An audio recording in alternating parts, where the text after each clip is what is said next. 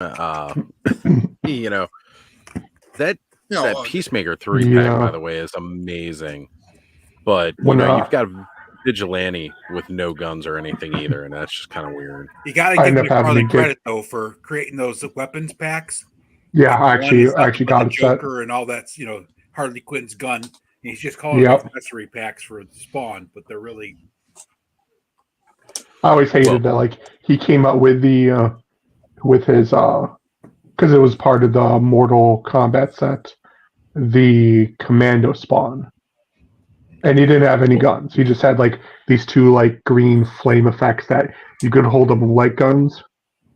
Well, and that's one of the funny things too, is that Warner Brothers will do that whole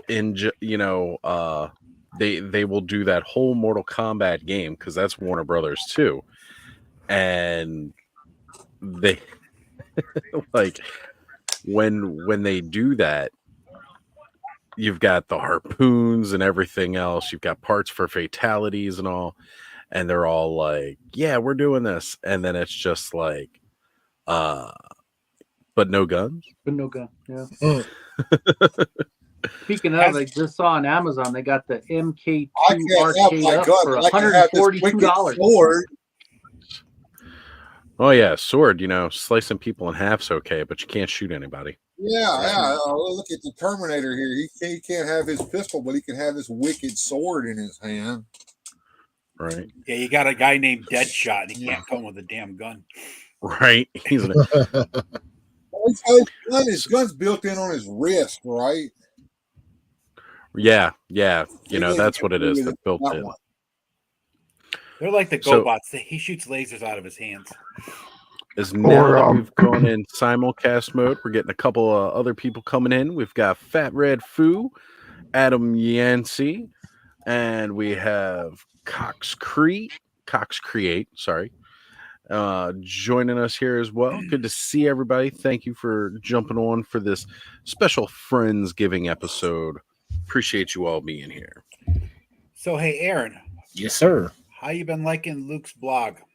Honestly, I didn't realize he had uploaded like 2 more. So I read the first one. I'm like, oh, this is great.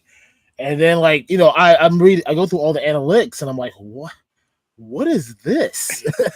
And then I realized that he had put up 2 more.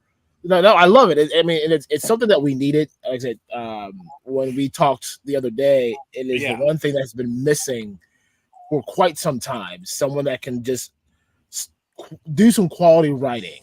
Yeah, well, he's enjoying himself, so I thank you guys for giving him the opportunity. Oh yeah, we'd like to give back to those who give to us. He still needs to sign my book, by the way. I'm gonna send that to you so you can sign it. Right? Yeah, I'll give you my address. You can send it to me. I have your address. Oh yeah, you have my address. You got to know he's got pretty much all of our addresses, right? Exactly. If he doesn't have your address yet, why aren't you shopping at Hella Dope Toys? Exactly. That's what I'm saying. 25% off, baby. Let's go. I have Aaron's address too, so I can easily just stop by with a 12-pack at some point in time. Oh yeah. We sit on the front porch and just chill. You should. That's the way to do it. Nothing like I'm summer actually porch looking sitting. at moving to Columbus in end of January, February timeframe. If everything works No out right. kidding. No shit. Heading out of New York. Okay. Dude, that's breaking news right there. That is breaking news. Wow. Yep. Oh yeah. You love the city so much you had to come back. Well, I just want to go there so I can give Lawrence a reason to complain. So, dude, I had no idea that Lawrence was premiering a video. I was scrolling through YouTube because I'm like, well, I need to kill some time. I'm like, oh, Lawrence is on. Let me see what he's doing. And why is he not reading any of the messages that I'm sending? He's just typing them. I'm like, oh, this dude's premiering a video that he pre-recorded. Ain't that some shit? I'm a moderator for him too, and I forgot all about the damn live. I was on with Largo from 7 o'clock till 10:30, and then I hopped on here with Oz about 5 minutes later. Yep. That's crazy. So I yeah, had a question, Aaron. Yes, sir. Ask away. Just out of curiosity, do you have any ship date on those Super Action stuff, arcades and? Yes, I was just informed. I was actually speaking to my rep. He is saying end of July, end of January, or very early February. Okay. Okay. Cool. Yes. Thanks, so, man. So buy them all, because there's a bunch of them coming to my house. Yeah, and Try to buy Nostalgia as Box much as you actually can. has. I think I've got one of each set ordered, if I'm not mistaken. I may be wrong. I may have I was only gonna got say, one. gotta get You gotta up that. I gotta get some stickers Yeah, because I need to start stickering up some arcades. Nostalgia Box is selling decal kits to make those different arcade games. He's Yep. actually made Who is? a. Who is? It's Nostalgia Unboxed. Unboxed. It's a YouTube channel, Okay, but somebody, he's got somebody throw the link to that up. One of you wrenches out there, throw the link to that up somewhere so we can. he's all making. go to He that. actually has a steering wheel column or setup for one of them. Yeah. Too, So you can turn it into like classic arcade racers. Pole position. Outrun. Yes. Used to love getting an outrun with that convertible Porsche. You got the blonde haired chick riding the shotgun with you. Great soundtrack. I had the download of that on my Xbox 360 back when they were launching like the arcade, like the Xbox Live arcade. Basically, like you could download random games and stuff. And yeah, I downloaded that and a couple other ones because that was a big one for me. Simpsons Arcade. Yeah. You know. Like Allison said here in the chat too, Jonathan at Nostalgia Unboxed has made all sorts of cool stuff for Turtles. He's got VCR tapes and all sorts of things that are in scale with Turtles and action figures and stuff. So, and he also does a YouTube channel, folks. So let's he's go hilarious. ahead. He's got a great channel. Yeah, I just put up his IG in the chat, but it's at Nostalgia Unboxed. And if we go here to the YouTubies, grab that link as well.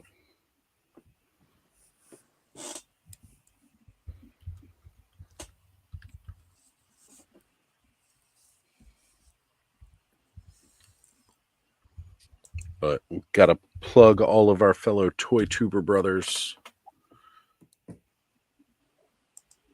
because that's just how we do. Exactly. Gotta spread the love, man. Well, you know, we're a small and growing community, and we keep getting larger. And you know, we gotta share everybody's stuff, let everybody know who's out there, who's doing what. And you know, even if you don't like certain ones, you're gonna find somebody out there that you enjoy, and then you're gonna find like 5 or 6 more channels that you're gonna enjoy. Yeah, no, you ain't lying there. It seemed like a year ago there were definitely like so much fewer of us, but you know what the best part is though? I've met so many friends, and I like to think that, you know, we all would have been playing at the playground together when we were kids. And now we have our playground. It's just digital and it's called YouTube. Speaking of friends, Aaron, you and Ted need to figure out how to get to Joe Fest next year. So, I mean, even if you don't have a booth, you guys just go, right? It's probably honestly not going to be next year. It may potentially be the year following. Realistically, we should try to hit up Toy Fair this year or next year, just to kind of get our hands into some other baskets. There you go. But I mean, if Joe Fest happens, it happens. I mean, it's a business expense, you know. I can write that shit off. Yeah. That's how it should like, be. even if you guys don't have a booth, right? You guys could just roll down and. Oh yeah, no, I wouldn't set up a booth at Joe Fest, man. That's just. There's no way I'm looking at all this crap from Ohio to Atlanta. U-Haul, or Augusta, or wherever it's at. I think that one's in Augusta. The other one's in Atlanta. Are you guys going to make a tour down to Maryland for Maryland Toy Expo? Just saying, all the cool kids are doing it now. Apparently, apparently, we got to add that to the list. I don't. Right now, I think the plan for 2024, especially with no PowerCon next year, is we're going to hit a lot of the more local-ish shows. Like we got 2 here in Columbus, or actually 3 here in Columbus. And then there's a couple that are on the outskirts of Ohio. I think we're looking at one over in Indiana. So nice. Just trying to get the name out there, get the brand awareness going. And then, if by some random chance an opportunity opens for a Maryland, a Joe Fest, or whatever, we may have to take a look at that. I hope so. Well, if you're going down to the Indiana area, my sister will be happy because she will definitely come out and try and meet you guys. Oh, yeah. Wanted to bring this up. Bill's sharing screen here so we can see the arcade. I'm telling you, man, if you have an Ollie's and they have those $1.99 arcades, they're awesome. Paynes, he picked up a couple of them and he sent me his extra arcade cabinets. That's how I got a few, and I'm planning on getting some more. Not that I have too much need for too much more than what I have, but they're just cool. Oh yeah, I mean it's just great to have in general. Like you can have your Street Fighters playing Street Fighter. Yeah. Right? Who was that guy You that could we do- saw that one night, Oz, that made that arcade? Remember that arcade dial that had the lights and he made the carpeting and all that? What the hell was that guy's name? Oh IG? yeah. Keith Oh, Knight man, or I something can't- like that. What the hell was his name? I wish I could remember it now, but yeah, we pulled him up because like he used the kids from Stranger Things, right? Like he used some of the Yeah. Stranger Things kids toys, and he had like a Hopper from season 3 with the Hawaiian shirt, kind of like walking around like he was there, and he just made like you had been to this arcade in your youth at some point in time. You could smell the stale pizza, and the floor was a little sticky from all the spilt soda. It's just like Those were the you days, man. felt that. You Oh, yeah. felt it. Just more shots. Like this is what I like seeing here. We got an X-Wing pilot in that old Star Wars arcade game doing the Death Star trench run, which was like such a grid game. That is awesome. Like this, Oh, like here this we just go. tells me like the extent Yeah, of maybe like, so. what you can do. Right? It's been a long time since I've done stuff like this, but I still have most of this stuff. There's some of it's on display back there. You can't see it behind me because all the junk's in the way. But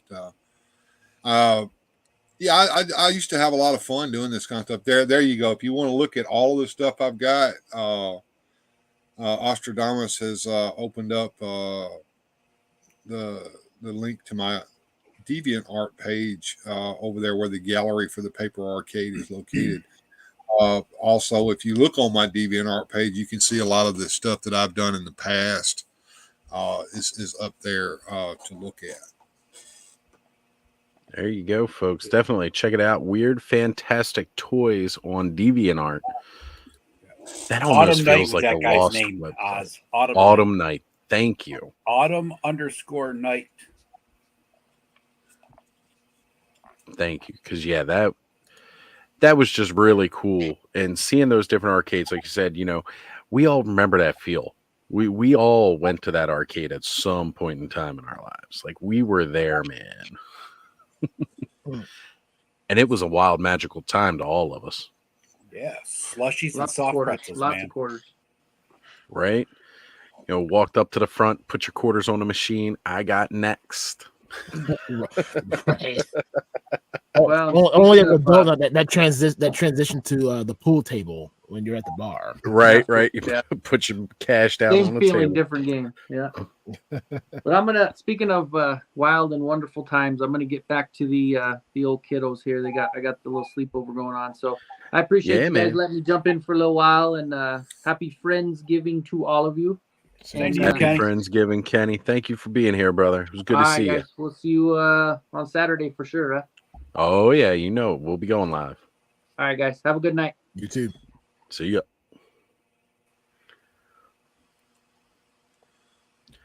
So I'm actually going to pop off camera here for a little bit, and I'll probably rejoin using the phone cam because I got to go to that special place that I do all my thinking at outside with a little bit of nicotine and a little bit of coffee. So I will be back in just a moment, folks, but talk amongst yourself. Bud's in charge. Oh, I'm out of here. Yep. But you're in trouble now, buddy. Bud. Wise. But anyway, I mean, I just hopped in. So how was your guys' Thanksgiving? Like, what was the spread? Why didn't y'all send me no food? Man, I ate too much damn shit. I had a bowl of chili that I made from a can, Aaron, because my wife is working this afternoon and tonight, and I don't have Thanksgiving till Saturday, so I'm kind of by myself. So, with nothing better to do, I decided to make a video about Hogan's Lies. You can watch that on my channel when you get a chance. I think you'd enjoy that. Definitely will. And then I've just kind of been hanging out on YouTube, doing my thing. I was cutting a video earlier today, but my buddy Johnny Sorensen, he sent me a little something that got me working on that Hogan video. So I ended up doing that, and I had to cut it and put it up. So I did that. So tomorrow I once again will be cutting videos, trying to get some stuff together so that I don't have to worry about trying to do it in the afternoons after work, because I don't feel like it when I come home from work, to be honest. That's what I've been working on. We've been trying to work on some other forms of videos just to kind of get the algorithm back on our side. Obviously, nothing has been posted because we haven't done anything yet. But we've lightened some loads on our side that will give us the opportunity to get more creative. So hopefully we'll get some things posting soon. Honor You 83. So I may have one had a good turkey day. I hope you did too, Honor You 83. I may have had my mic muted there when I had to freak out, but when someone was doing the Budweiser thing and childhood trauma hit so fast. That was like the one of two things people would always say. I was just like, oh. I mean, your name just kind of just lines it all up for it, though. Yeah, it does. Somebody had just posted on Instagram earlier today the old "What's Up" commercials. Yeah. What are you doing? Drinking a beer, watching the game. What are you doing? Drinking a beer, watching the game. Then you had to go to like the old Scary Movie like rendition of that. Yeah. My brother wants to know, but what was your spread like? Like he said, it looks like you had some good mac and cheese. Sadly, did not have mac and cheese, but I don't know if you guys have ever had scalped corn. No. So it's like a mix of whole kernel corn, cream style corn. Then you mix in egg. There's like onions and I think like crushed up crackers, and it makes kind of like almost like a corn custard of sort that's hot. Interesting. It's really good. What do you call that? I've never had that before. Scalped corn. It's a savory corn pudding. And yeah, that's like my number one must-have dish for every year. But yeah, sadly, there was no mac and cheese, which would have been great. All right. I mean, I'm always a good fan of some baked mac and cheese. Get that real thick, gooey cheese in there. Like, just thinking about it right now, I kind of want some. If you're gonna have mac and cheese, you got to have the homemade mac and cheese with that browned layer on top. Oh God, just, yeah. Just crispy a little bit. Not if overcooked, just crispy a little bit. If you ain't got that crispy top layer of cheese on that mac and cheese, is it really mac and cheese? That's right. No. It's just a pan of noodles and something. Noodles and disappointment. Noodles and disappointment. Later bathroom trips that you're gonna have to do. Right. But I'm watching the game. So, although when making a baked mac and cheese, I'm never opposed to having a little bit of that blocked Velveeta mixed in with real cheese. Oh yeah, because it just adds this extra creaminess. Even though it's fake, it makes you think of like a childhood. my mom can't. I'm never opposed to it. That was a staple at every dinner was macaroni and cheese because it was easy to make. Mm-hmm. Dude, if you hate macaroni and cheese out of a box, I won't even touch it. I mean, look. I'm just saying. I'll eat it. You take some mac and cheese, you throw some hot dogs in there. That is like the everyday meal on the cheap when you had no money. Yep. Oh yeah, I grew up eating the friggin' SpaghettiOs with the hot dogs cut up and thrown in there. Even better. Oh, I was can't always a handle weird SpaghettiOs kid. and hot dogs. I don't touch mac and cheese anymore. Whenever we would have like the Chef Boyardee, I would always eat mine cold. I never liked it really heated up. I like SpaghettiOs cold. Yeah. That sauce actually tastes better cold, I think. Than Yes, it does. And also the sauce doesn't like if you get like raviolis, you get that like congealed grease, and that's kind of meh. But like SpaghettiOs, it was always just so smooth. Yep. Allison, Because it was basically like Campbell's tomato soup almost mixed with like other stuff and. Mm-hmm. It looks like Allison's got a nice little idea. There's a turducken loaf, chicken breast, duck breast, turkey breast, all pounded out, turned into a roll and roasted, stuffed with bacon and mashed potatoes, cheese grits, biscuits, no baked pumpkin cheesecake. That just sounds delicious. Well, goddamn, that's amazing. My stepdad today he did a smoked turkey breast on the grill wrapped in bacon. Oh yeah. I haven't had any yet. It's in the fridge, but like I cannot wait. Yeah, I used to take those chicken breasts and I just wrap bacon around them and then stick them on the grill and just cook them that way. So the bacon crisp and sticks right to the chicken. Good stuff. Allison, go ahead and send someone over this way. I need a sample. Yeah, I'm down for some of that. I like turducken anyway. And that just sounds amazing. Turducken loaf. These people tonight, they don't want to test our shipping, man. It's hurtful. It hurts my feelings.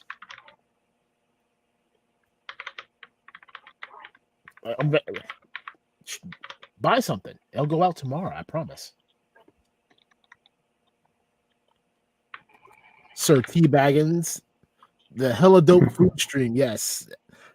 This is a very impromptu jump in. It's Black Friday. Obviously, I gotta promote the Black Friday. We got things happening on the site, right? Meow. That's right. 25% Black Knight off. promotes Black Friday. See that? That's a good tagline right there. Aaron. You messed up. Exactly.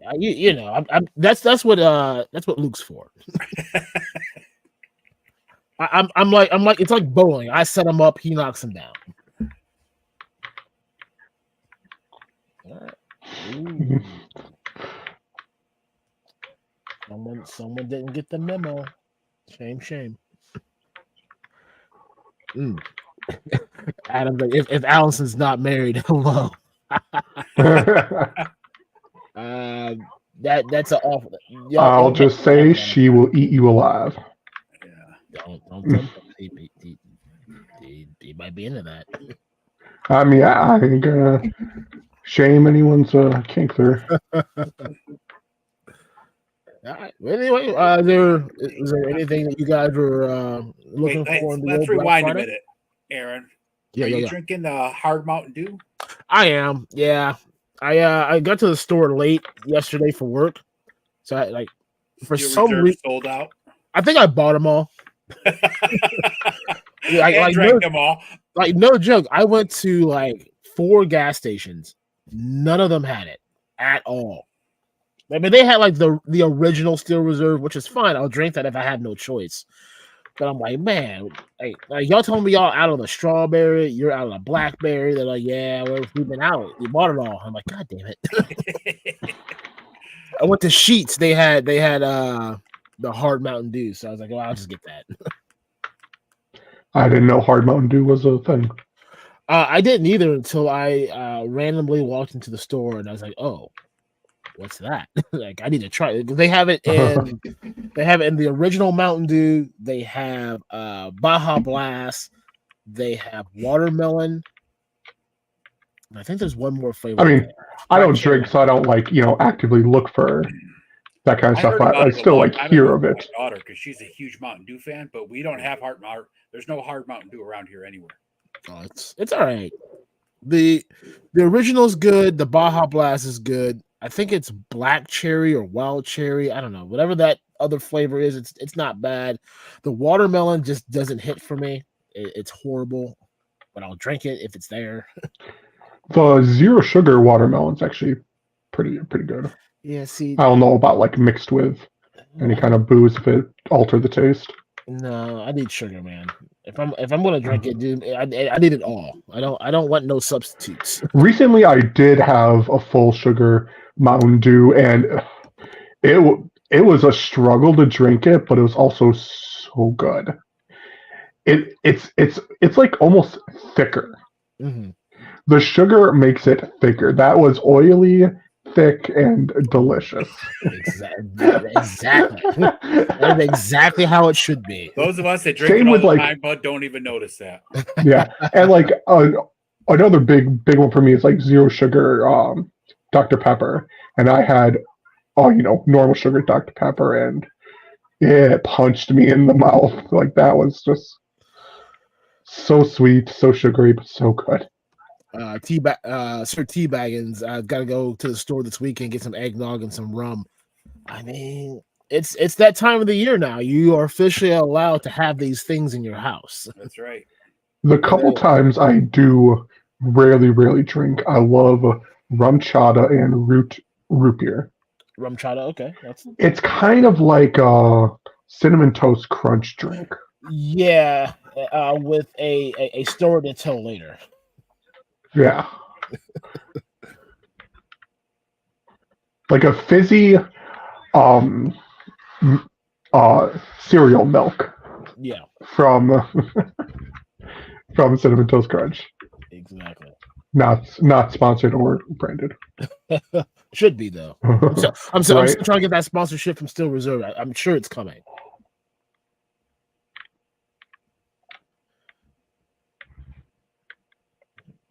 Were you saying something else, Ed? Like before we got into this random tangent about? If I was, I don't remember because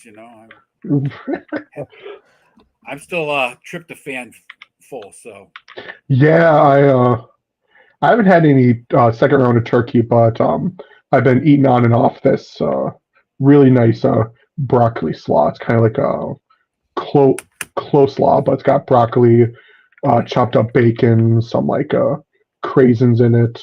Really good. I'm seriously disappointed. I went over to my mom's house today for Thanksgiving dinner, and she had this huge turkey because she was expecting like 6 other people, and they didn't show up because they all ended up being But sick. see, when they don't show up, that means more you get to take Well, yeah, home. she had me this big tub of turkey that she made for me, and she forgot to pack it in my fucking leftover bag, and I ain't driving my ass back over there for her. Our fridge was like already full. Now it's like a Tetris stacked. Like you have to move 20 things out to get the one thing you want. I mean, like, and then for place Christmas it dinner, perfectly. I make like a huge ham Christmas dinner, and I cook like a ham twice as big as I need just so I can have leftover ham. hmm Now, how do you do your ham? Many different ways. Sometimes I cook it in a crock pot with orange juice or ginger ale. Sometimes I just bake it in a roaster pan. Ever since, like, we do ours where we do some like a 7-Up in it, and then have the like pineapple rings attached to it. Yeah, that's Ever what I do since with the then, ginger ale. I put cannot do the salty ham. ginger ale. Like on the it, ham, it's still like a little salty, and it's also not ham's like got salt in sweet. it naturally, so. But like you have just a normal baked ham after eating that for years, and your feet explode. Oh, I love me some salty ham, man. But that's just me. Yeah, I like the salt.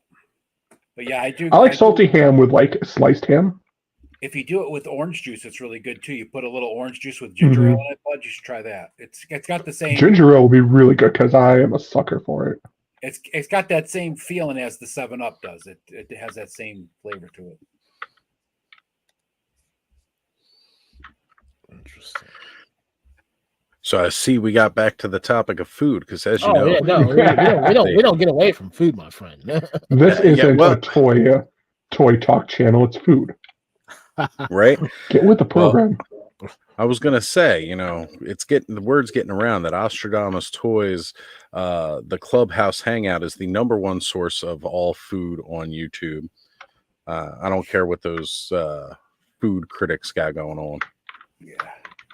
Yeah, no one's saying light honey glaze with pineapple. That's good too. Yeah, I make a maple syrup glaze. I do a brown sugar glaze. I change it up every year. It depends on what I'm in the mood for. I just drink some coffee and go live for 20 hours. I gotta try some. I should try a coffee glaze on my ham. I bet you that'd be delicious. Ooh, Could be. I might be that pretty would good. be I like good. it. I'm gonna have to try that. To do this a year. coffee crusted steak. Oh yeah. Dude, we got an air fryer for our wedding gift. Air fryers are the bomb.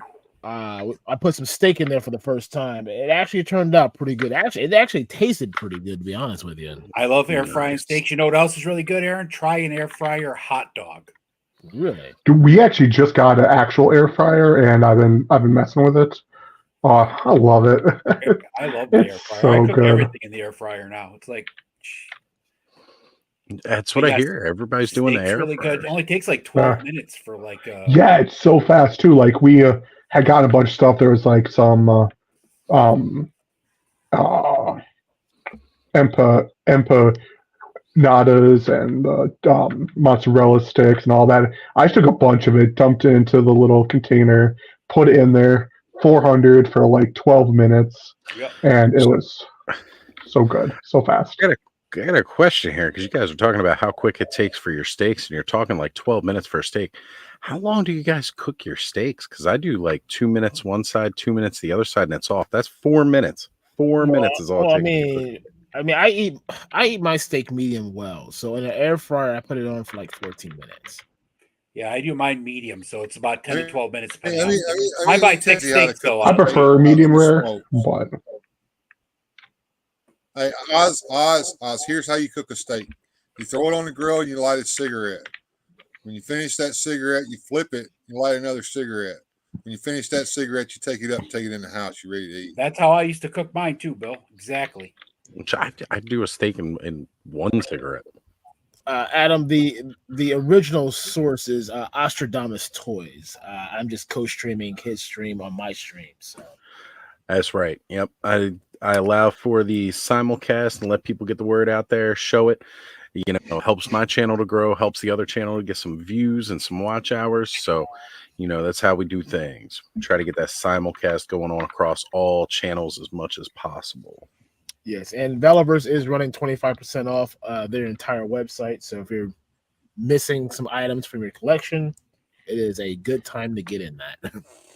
I saw Valiverse did come out with the Jason David Frank white dragon figures, and I'm just like, I'm kind of iffy on the person, but like I also really like those figures, and I kind of want them because I know Hasbro will never do them. Then get it from your boys over at Hell Dope Toys. There we go. Boom. Problem solved. Look, like I'm your problem solver. If you and that's the thing. We know that.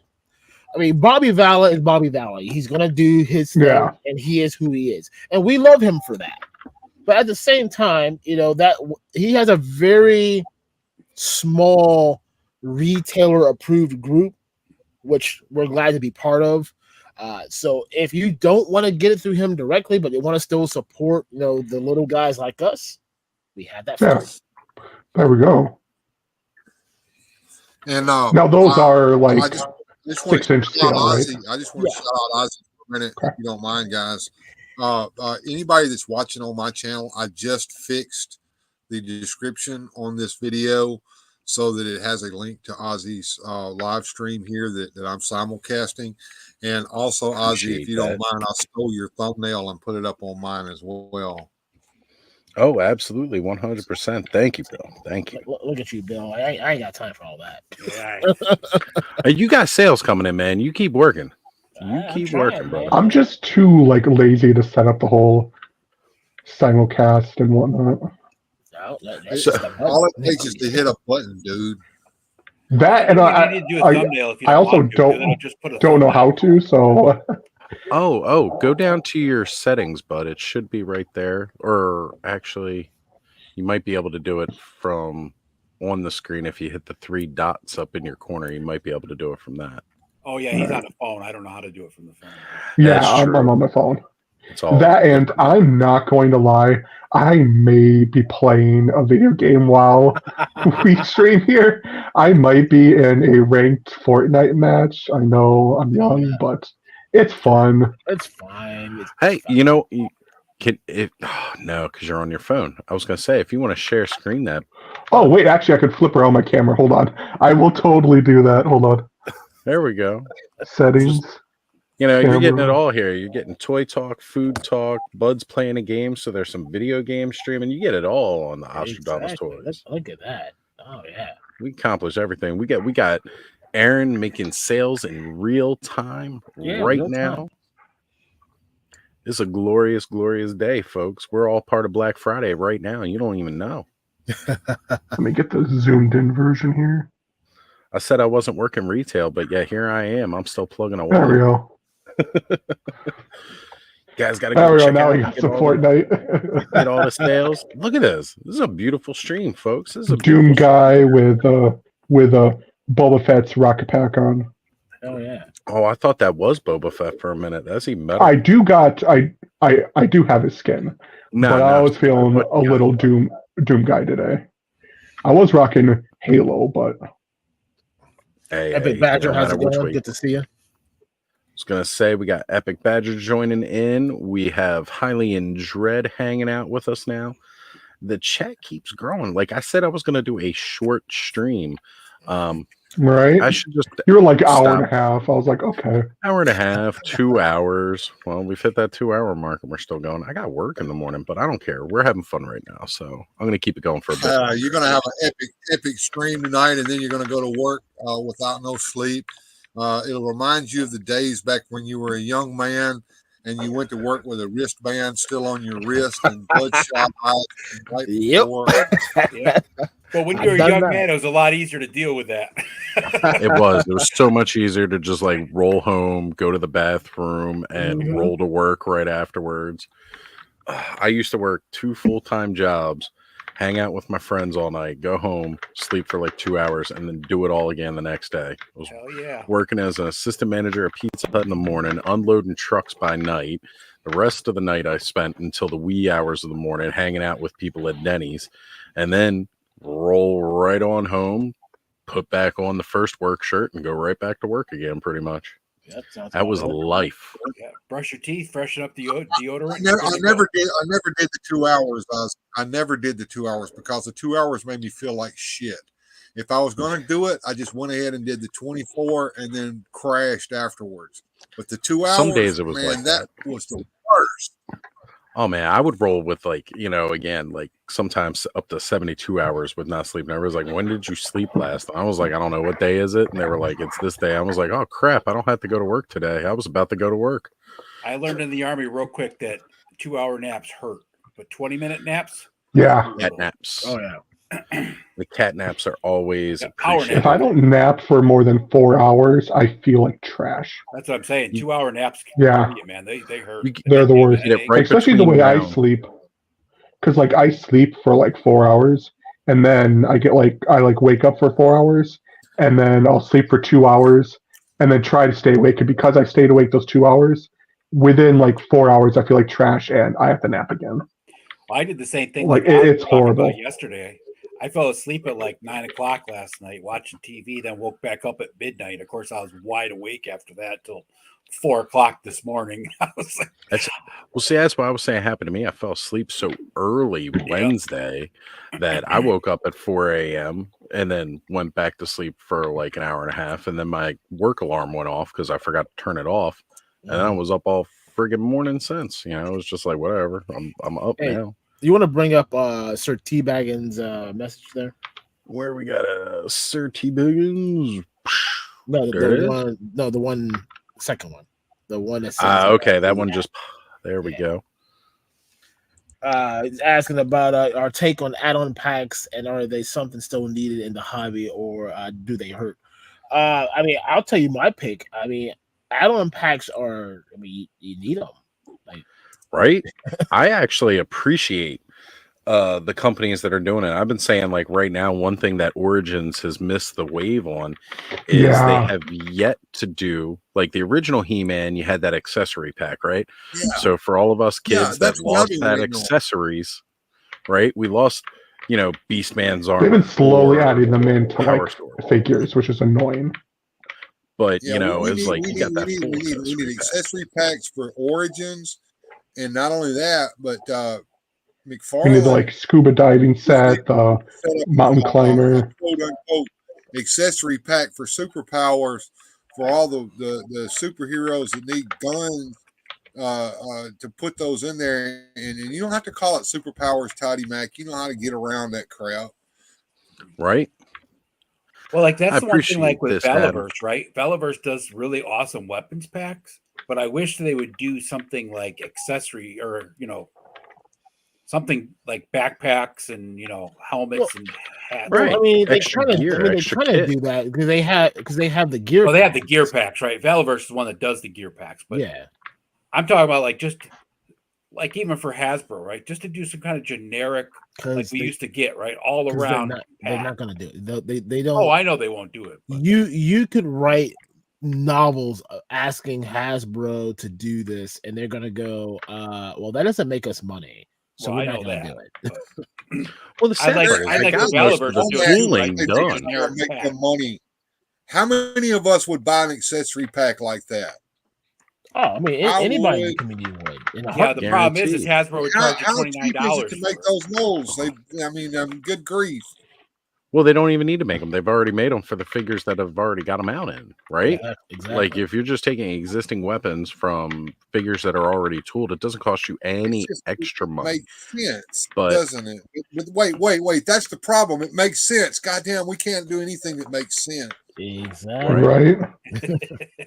So By the way, Aaron, I just want to let you know, and I'll let everybody that's watching the stream from my channel know this. If you look in my description, there's a link to Hello Dope Toys. They're having a Black Friday sale. Please follow that link and go over to Hello Dope Toys for all your toy needs. They've got some great stuff over there. Yeah, don't Right. tell Ted though, but it goes through Sunday. Ted doesn't know that yet. Like freaking- did Ted take off next week so he could ship all that? So he'll never know. He better. If like Origins would sell a like weapon pack of pistols, rifles, Right. some like maces, axes, swords, Yeah, a just a pike, random like grace. do one in silver, do one in brown, do one in green. And like Mattel Creations, 15, $20 or whatever, and like test the grounds, like try it out. They always say they like, listen to us, but we sit here and No. You, say you, this. They don't listen. you to us. misunderstood. They listen. They just don't care. Yeah. Right. I mean, it's Yeah. successful, right, Aaron? I mean, the weapons packs for AWOC and the weapons pack for Veliverse have proven to sell, right? Oh Well, yeah. even on Legions too, like Yeah, because Legions Legions has too, weapons right? pack. Legions has a belts pack Oh, yeah. coming out because people like the different belts and Yeah. stuff. They got some new designs on those. Like, I mean, there you is would a think lot a of belt good pack stuff. wouldn't sell, but like, freaking totally would. I'd say like AWOC. Listen. made it so. Have you ever noticed something? When you argue with stupid people, they always double down. So these Right, people at Hasbro and Mattel are stupid. And now you can show them how Valiverse is making all this money with these weapon packs, and these sons of bitches are going to do nothing but double down. Oh no, we can't do that because it doesn't make us any money. Right. Listen to what Aaron's been telling us, man. He's been telling us this right along. They hear They you, but they're not sell. listening to you. You sound to them. You sound like Charlie Brown's teacher. Wah, wah, wah, wah, wah. Never argue That's with true. dumb people. They will beat you down to their level and then beat you with experience. So Exactly. Well, the thing about arguing with stupid people is when you argue with someone stupid, no one else can tell who the stupid one is anymore. That's right. very true. Now, Graph. If anybody has ever wondered how this name is pronounced, that is how it's pronounced. Graph. Ralph. Like a Tony the Tiger saying great, but he just ends up talking about lunch. Graph. And look at it. Look at his icon. That's an angry looking giraffe in that icon as well. Jeffrey got pissed as shit. They closed down all of his stores in the U.S. That's what it is. Now they're opening. Now one they're back bringing up. them back, but they're Bringing just them not the back. same. Slow. It'll never So- be the same. He's mentioning here that there's a pretty sweet He-Man 4-pack that's 2 for 1 on Mattel Creations. So, guys, you can get 8 figures for $150 as opposed to just 4. So you can have 2 horrible ducky face He-Man Hey, for the price hey. of 1. You know what, though? You get 2 of those sweet cardboard TVs. That is true. And you get 2 sets of chromed weapon handles that will chip in under a year. Right, that's right. That vac metal just come right off that handpiece. Like when I got the Thunder Punch He-Man, I like looked at the shield. I'm like, seriously, the handles even vac metal, that's gonna chip. So But I mean, at least if that chips, you won't really like notice it, you know. this is another thing that we've been calling for, and Toy Frenzy has been very vocal, where we would just love to see Origins come out with a parts pack, not of weapons, not just of accessories, but pieces for the bodies, and then we could just kind of sculpt up our own, you know, just put those in there. Like, Oh, they'll give us some never figure do that. packs. Like, if they were to set up a website like Lego has for their AnyBrick system, and you just order the parts you need to make specific characters, printing money, but they won't do it. They'd rather they're put it not. together so you buy like a full figure for like, you know, that one spare head you need. Yeah, you got they're gonna put Yeah, out 'cause, 5 like- more Spider-Mans. The new TMNT Motu crossover, there's a video that came out about Donnie, and his freaking helmet doesn't come off, and it's like, well, I'm gonna have to buy Yeah. like a second wrap or something and paint him up. The man child put out his review because he got some early international versions of Donatello and Man at Arms. Man at Arms, but the helmet does not come off of Donnie. Kind So of a bummer, but I gotta ask a question since you brought this up. What do you guys feel about the new the TMNT Masters of the Universe crossover? Love it. I mean, I think Love it's it probably one of the because there are those who are really, really excited about it. I'm not one of them. Sorry. I love it think because as a kid, my TMNT and Motu figures crossed over all the time. Because I was born in like '86, so like I was at that prime time. So for me, finally having Origin style Motu figures that do have like a Motu look with armor and whatnot is like a dream come true because that was my play style. But I do understand those who like, you know, don't care for it, don't like it, think it's weird. For me, I think it's great. I've been saying for a while now that if Mattel wants the brand to succeed and to carry on into the future, they need to take more chances. You need to bring in new people. You need to try new things. So many people get wrapped up in what we had in the past, and they act like you can't touch that. Like you can't touch. Guess what? Nobody's touching it because it was 40 years ago. We can't hurt what has already happened. It already happened. No, you can't do anything to that. No, you can definitely hurt it. Yeah, Like, how? that I mean, that falls under the sentence of if it isn't broken, don't fix it. You know, In a way, you would say that, but how many times have they tried to bring it back unsuccessfully because they're clinging to what was and not making it new for who's here now, right? The same ways you appealed to kids back in the 1980s do not appeal to the kids today. That's why Well, so many people believe that kids don't play with toys. well, that's the problem. They're not selling it to the kids; they're selling it to you. They That's are, it. If you want to see but- the toys that are being sold for kids, you need to go the aisle over from the action Well, figure aisle. Over this there is where something- Will and them hang out. That aisle is where the kid stuff is. That aisle is where the future is located at. So- Tell me I'm wrong. Well, here's part of that, right? Yes, a lot of kids are playing video games these days, but there is still a big market for toys. But it's also up to how the play habits are of the kids, right? Right. So most of us, we would play with toys by ourselves, maybe, but we always had more fun playing with our friends. We were always in the neighborhoods with our friends, taking our toys out, playing with them out, right? Where do you see that today? You don't. You don't. I mean, now who does that fall on? It's not the kids, right? It's not the kids' fault that they're not out there playing with other kids. That's on us, the parents, because we're the parents now, right?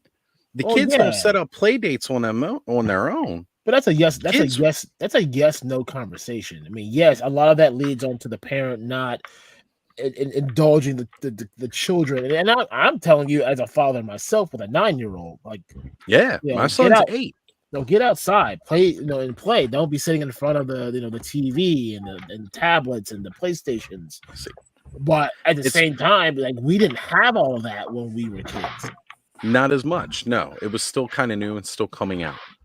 But one thing that we do need to do is we need to take ownership. Let me chime in for a minute.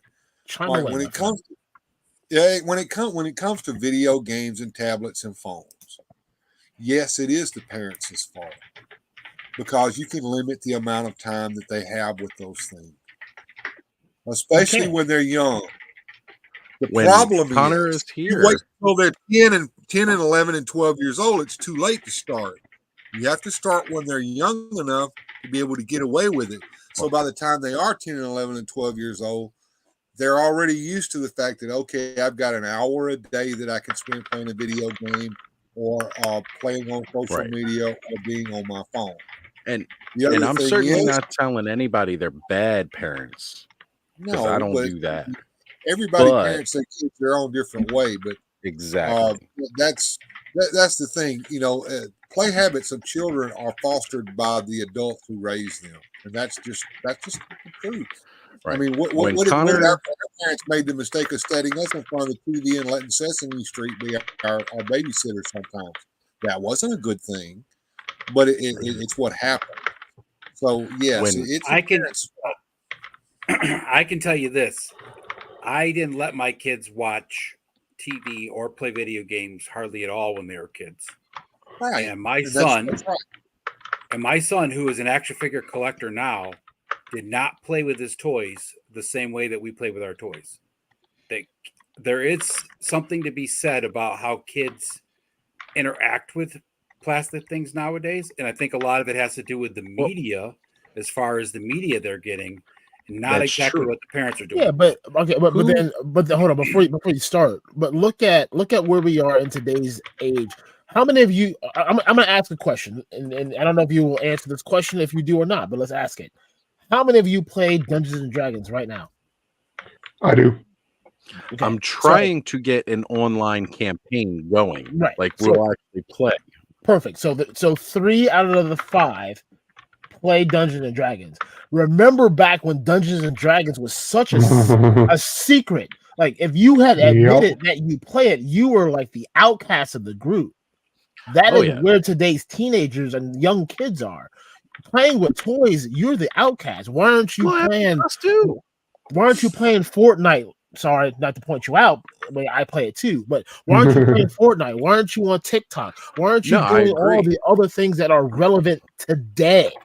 100% relevant with today, that too, unless you, the parent, make it relevant in your child's, yes, way. Because again, kids want to play with their friends because we wanted to play with our friends, right? And their friends are playing things like is that kids are not allowed to be free range like we were. Now, I don't know how old you guys are, but look, I'm 50, almost 54 years old. Okay.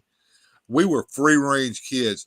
The adults didn't give two shits what we did as long as we weren't killing somebody or getting hurt. Yeah, but times are also different from then. We rode our bike in little packs from our house to our buddy's house and played with him for a little while. And then he would get his bike out and join us, and we would go over to somebody else's house. And then we might come back to somebody else's house and get some Kool-Aid. Look at where we are today. I can't even let my son go to the end of the street without being concerned that some van is going to swoop him up because my son's is the one that's going to go into the van because they're like, oh, you have candy. Like, that's and no matter how much you try to tell them, do not take free Oh, yeah. candy. Kids are dumb. But I mean, like, like I'm turning 41 in March. I grew up predominantly in the 90s. I could go outside and do exactly what you're describing. Go out and do whatever I want. Hang out behind 3 streets down, and be with my friends playing at an old abandoned school that's not open anymore. It's not like that anymore.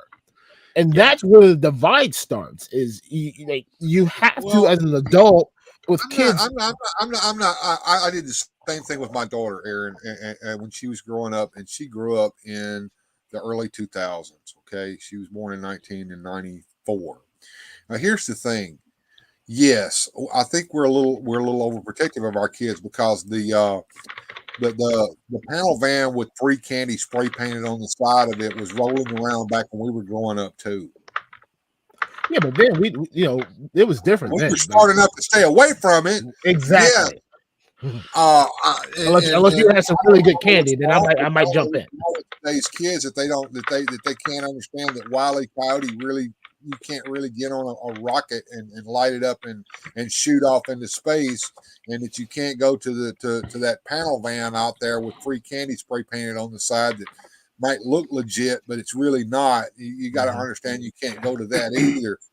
Well, I think that there's a disconnect now, though, with kids, right? Is that when we are growing up, we might not have had a lot of book smarts, but we had a lot of street smarts. Now the kids are opposite. They have a lot of book smarts, but they don't have very much street smarts. Right. That's because they got a lot of Rome in them.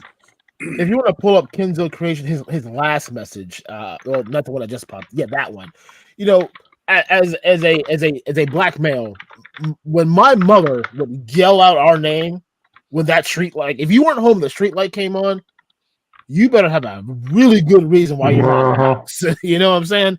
And that mom call when she would get out that and Eric brings up another point. You don't get so far away from the house that when mom screams your name out that you don't come running back to the house. Well, I remember you could hear mama screaming. You can hear mama screaming your name. And they used to almost sing it out. I was like 3 or 4 blocks away. You could still hear that running your ass up the house because you know something. You probably gonna get your ass whooped or something because I ain't gonna lie. If somebody went outside today and yelled like part of my name out, like my mom used to yell my name, I would jump up and start running. Thinking, oh God, I need to get home. Like it would happen. It's just an automatic response. There was one time when I was little.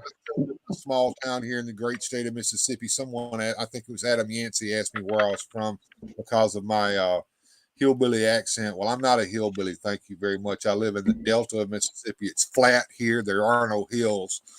Sir T. Baggins.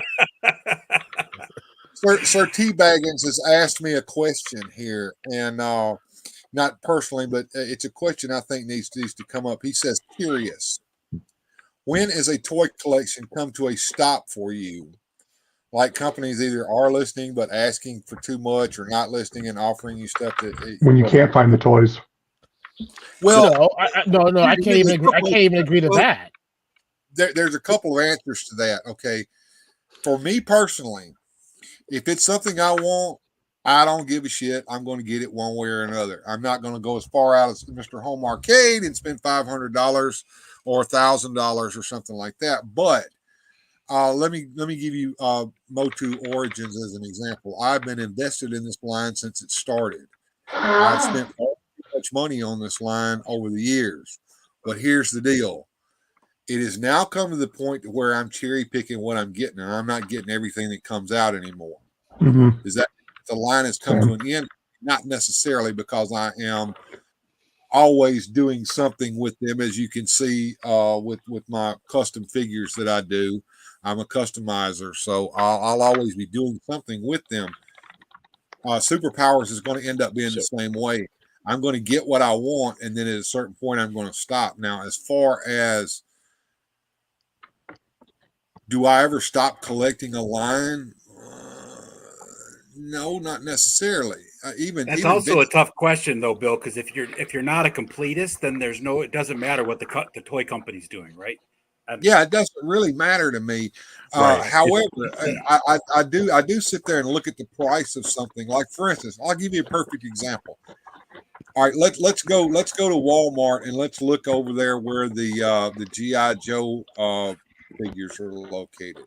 So we've got figures that are in boxes, and then we've also got figures that are in the vintage card bags. The vintage card bags look really, really nice. I might want to pick one or two of those up just to have the nostalgia of it. But then I look down there and I see a Snake Eyes figure with Timber the Wolf in the pack, and they want almost $50 for it, $45 plus. You can keep that figure. No thanks. You can keep that figure. It can stay right where it's at.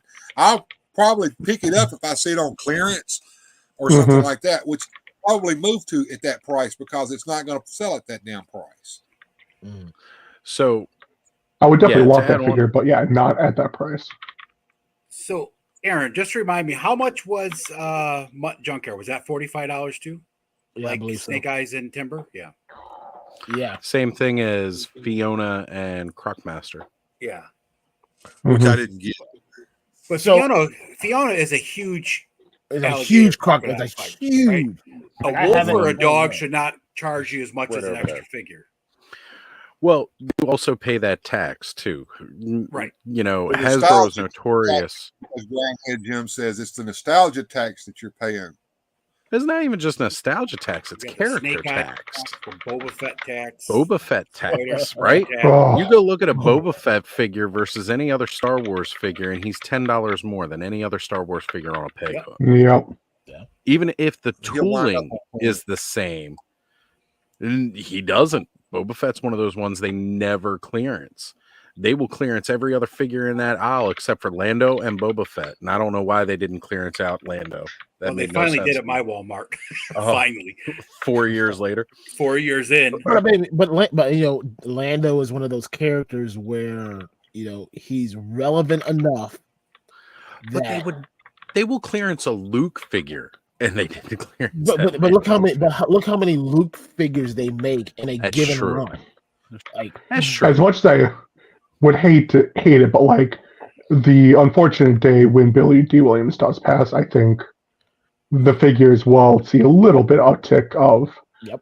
being bought Oh, and that's- and they more will. released They versions. definitely will. but that's with any person that passes. Yeah. You know, as much Right? as I don't want to When- bring it up, a year ago when Jason David Frank passed away, Yeah, look how many Green Green Ranger. Rangers, White Rangers, Turbo Yeah. Red Rangers, all I was went holding- crazy prices. I was holding back on getting the Dragon Dagger, and I had the money to buy it, but I was like, I'm probably not going to. But then when he passed, I was like, you know what? I should get it. I should have it in my collection up on my wall. I went to, and they were all sold out and being resold for like $300. I'm just like, really? Oh yeah, and Right. that's how I mean, and that's any Yeah. celebrity or major figure in, Oh, yeah. in media that passes away. Oh, yeah. The same thing happened with the WWE. To bring Yeah, something Bray- up very Bray recent. Wyatt. WWE Bray Wyatt, yep. Superstars Bray Wyatt figure was sitting Mhm. on shelves, peg warming. Bray Wyatt died. Every single one of them disappeared real quick. And then I found them all again on Marketplace and eBay for like triple and quadruple Yep. the cost. Well, that's the problem. Yep. right? People go out and buy them because they didn't know they were going to be able to scalp them. Scalpers going to scalp. So, but back to the question at hand about when a collection ends, right? So, like for me and Origins, again, it's one of those perfect lines to talk about this because I was all in. I was trying to get everything I could. I knew right off the bat I wasn't going to be a completionist because there are certain figures I just wasn't going to get, like con exclusives. I wasn't even going to try Oh, yeah. for it because chances are I'm not going to the con. And on top of that, they become super expensive on the aftermarket. Yep. So it was just like, I'm going to write them off. But everything that was going to be sold at retail, well, that's fine because I could just go in the store and pick it up, right? Wrong. Mhm. Shit, while I was drinking my Sorry, coffee, Bill. you son of a Sorry, gun. Bill. But I mean, that's exactly how it was, though. You know, it was like I was all excited to get this line, and then it became impossible to find at retail. And then there was the retail exclusives, like, and again, to wrap it in with that TMNT Yeah, that Turtles is a kick in the crossover. nuts. So with this line, first off, earlier this year, Mattel had said that they were going to get away from the retail exclusive figures. Wrong. I mean, they're not wrong. Wait a minute. No, they have doubled down on retail exclusives, right? So yes and no. Because the no part is they're going more to fan channels. No. That's not what I mean. That is not what I mean.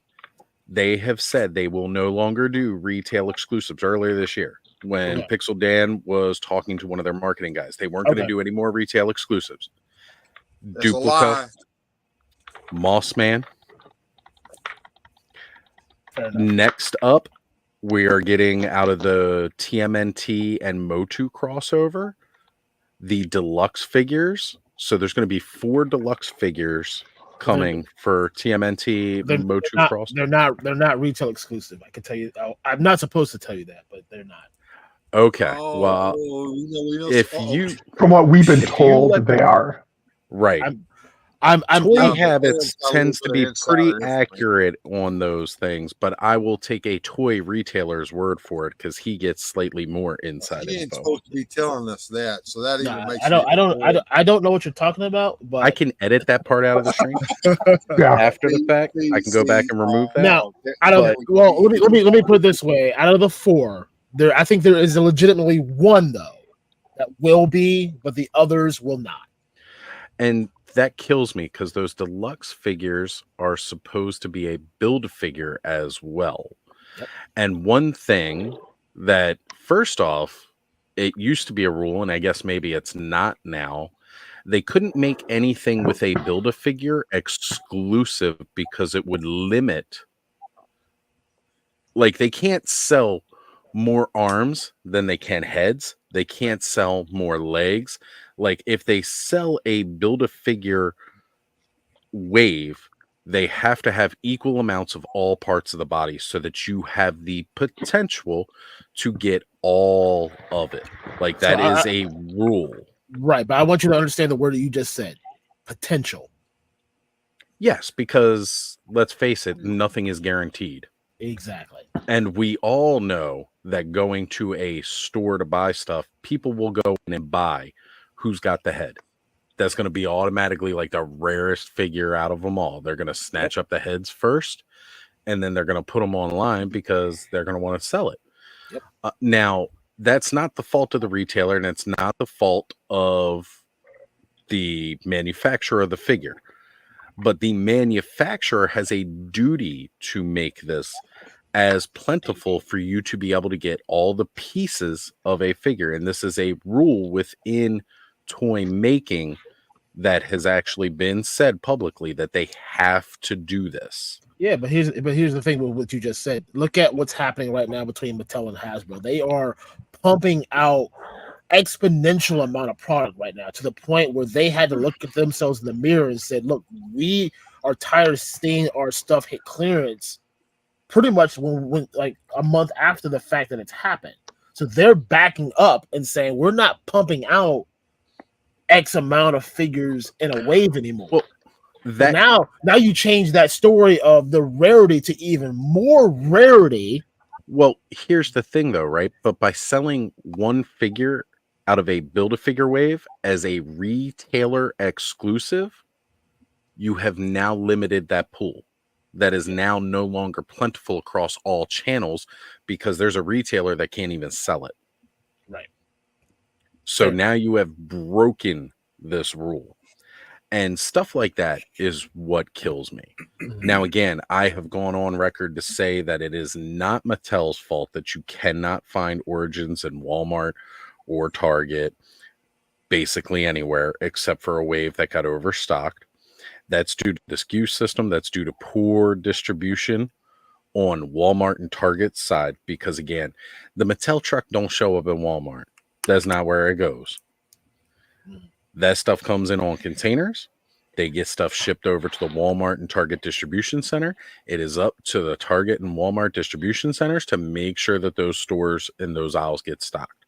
Right. Back in the day, they used to have reps that would go in and make sure, which you just don't see anymore.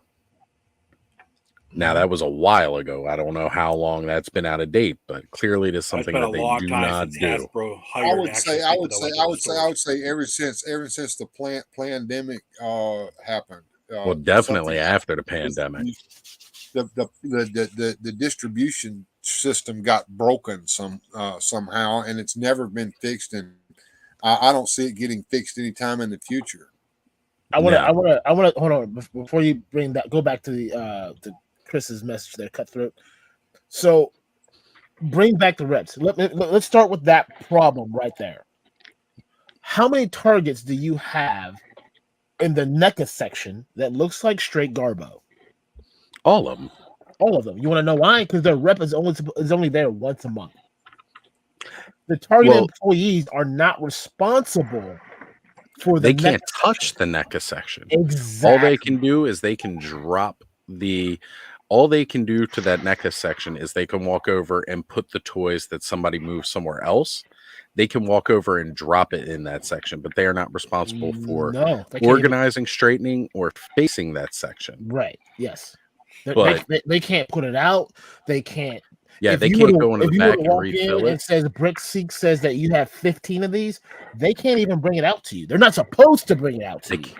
Yeah, they're not supposed to touch that because that is NECA product. That part of the store is paid for by NECA. Exactly. They have rented that section of the store. Much like back in the day when Kmart had a shoe section. Yes. Kmart's shoe section was not Kmart shoes. They were Tom McCann shoes. They were all them cheap knockoff shoes that looked like everybody else's. Exactly. Well, it's the same thing that every store has with their greeting cards, right? Walmart, all of Walmart's greeting cards, Hallmark and all that stuff, or American Greetings or whatever they are. So before we get any further, the issue that I have with this comment is by saying bring back the reps, that means you are wanting NECA and Hasbro, Mattel, and anybody else to spend money to have someone religiously go to these stores. Because I used to work for I was a rep for Dyson. Like my job was to go to like 7 stores that carried Dyson product and make sure it was stocked, it was presented well, do coaching and training. They're not going to pay someone to do that. Like at all. This is why you get that NECA rep once a month.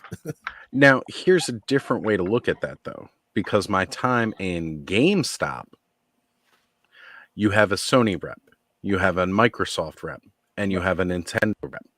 Yeah. All of these representatives, they come to your store, they visit monthly. Sometimes you get lucky and they'll pop in bi-weekly if you're lucky. Now, the Nintendo rep or the Microsoft rep or the PlayStation rep, they have certain products that they must make sure are represented. They have certain sections that they must make sure are set with the proper merchandising.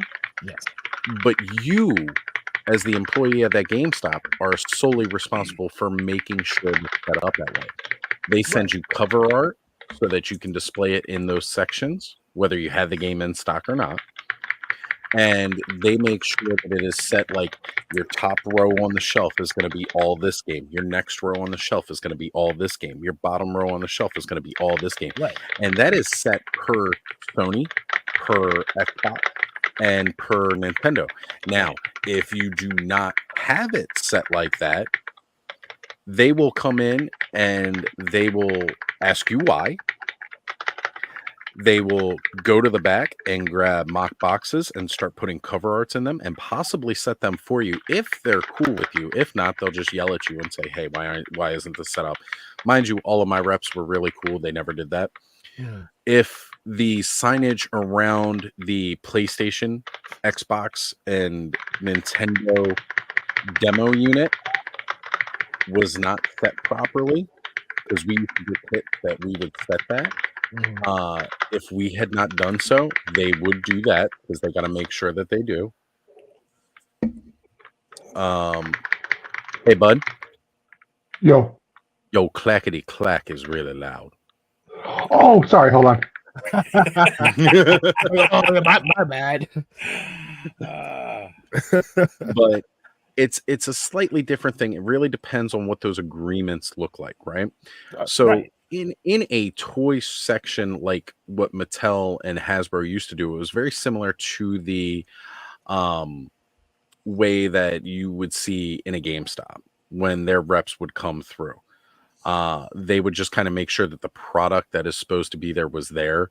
If it wasn't there, they'd be like, why isn't this So stuff here? I did a sales rep thing for Hasbro for one season, and the primary part of that job for Hasbro at that time was really just going around and making sure whatever was promotional at that time was set correctly. So the end caps, the center aisle, Yeah, because you needed displays, your the end cardboard caps, right? displays and stuff like that.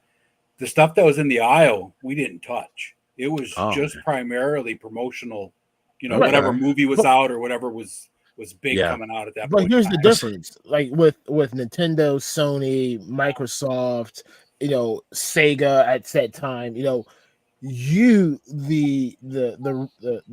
person that's in charge of stocking and all that, that's your responsibility.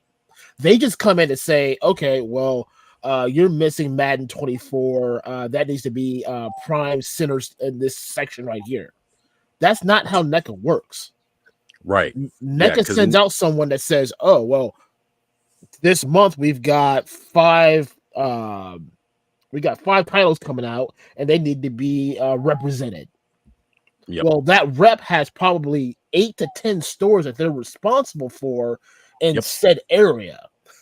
So, well, in my area, it was really, it was a lot more than that, because here in Baltimore, you literally had a GameStop on every corner. Right. And I want to give a shout out here to this Sir Teabaggins. Really must know what I was talking about. Now, unfortunately, he didn't see his reps very often. I saw my reps all the time, and I was good friends with. But I tell you, that's probably the same type of situation going on with the NECA reps, right? They probably have that one store that they're buddies with everybody at, who will help take care of it for them. Yeah, and the rest of the stores, they don't give a shit. All right. Yeah, because NECA doesn't give a shit because they know the stuff's going to sell. If it's in the store, it's going to sell. It doesn't matter to them. But that's the problem, though. While yes, it'll sell, if your rep's is not going to their stores to stock, because that's their responsibility. Right. That's you're not selling. Yep.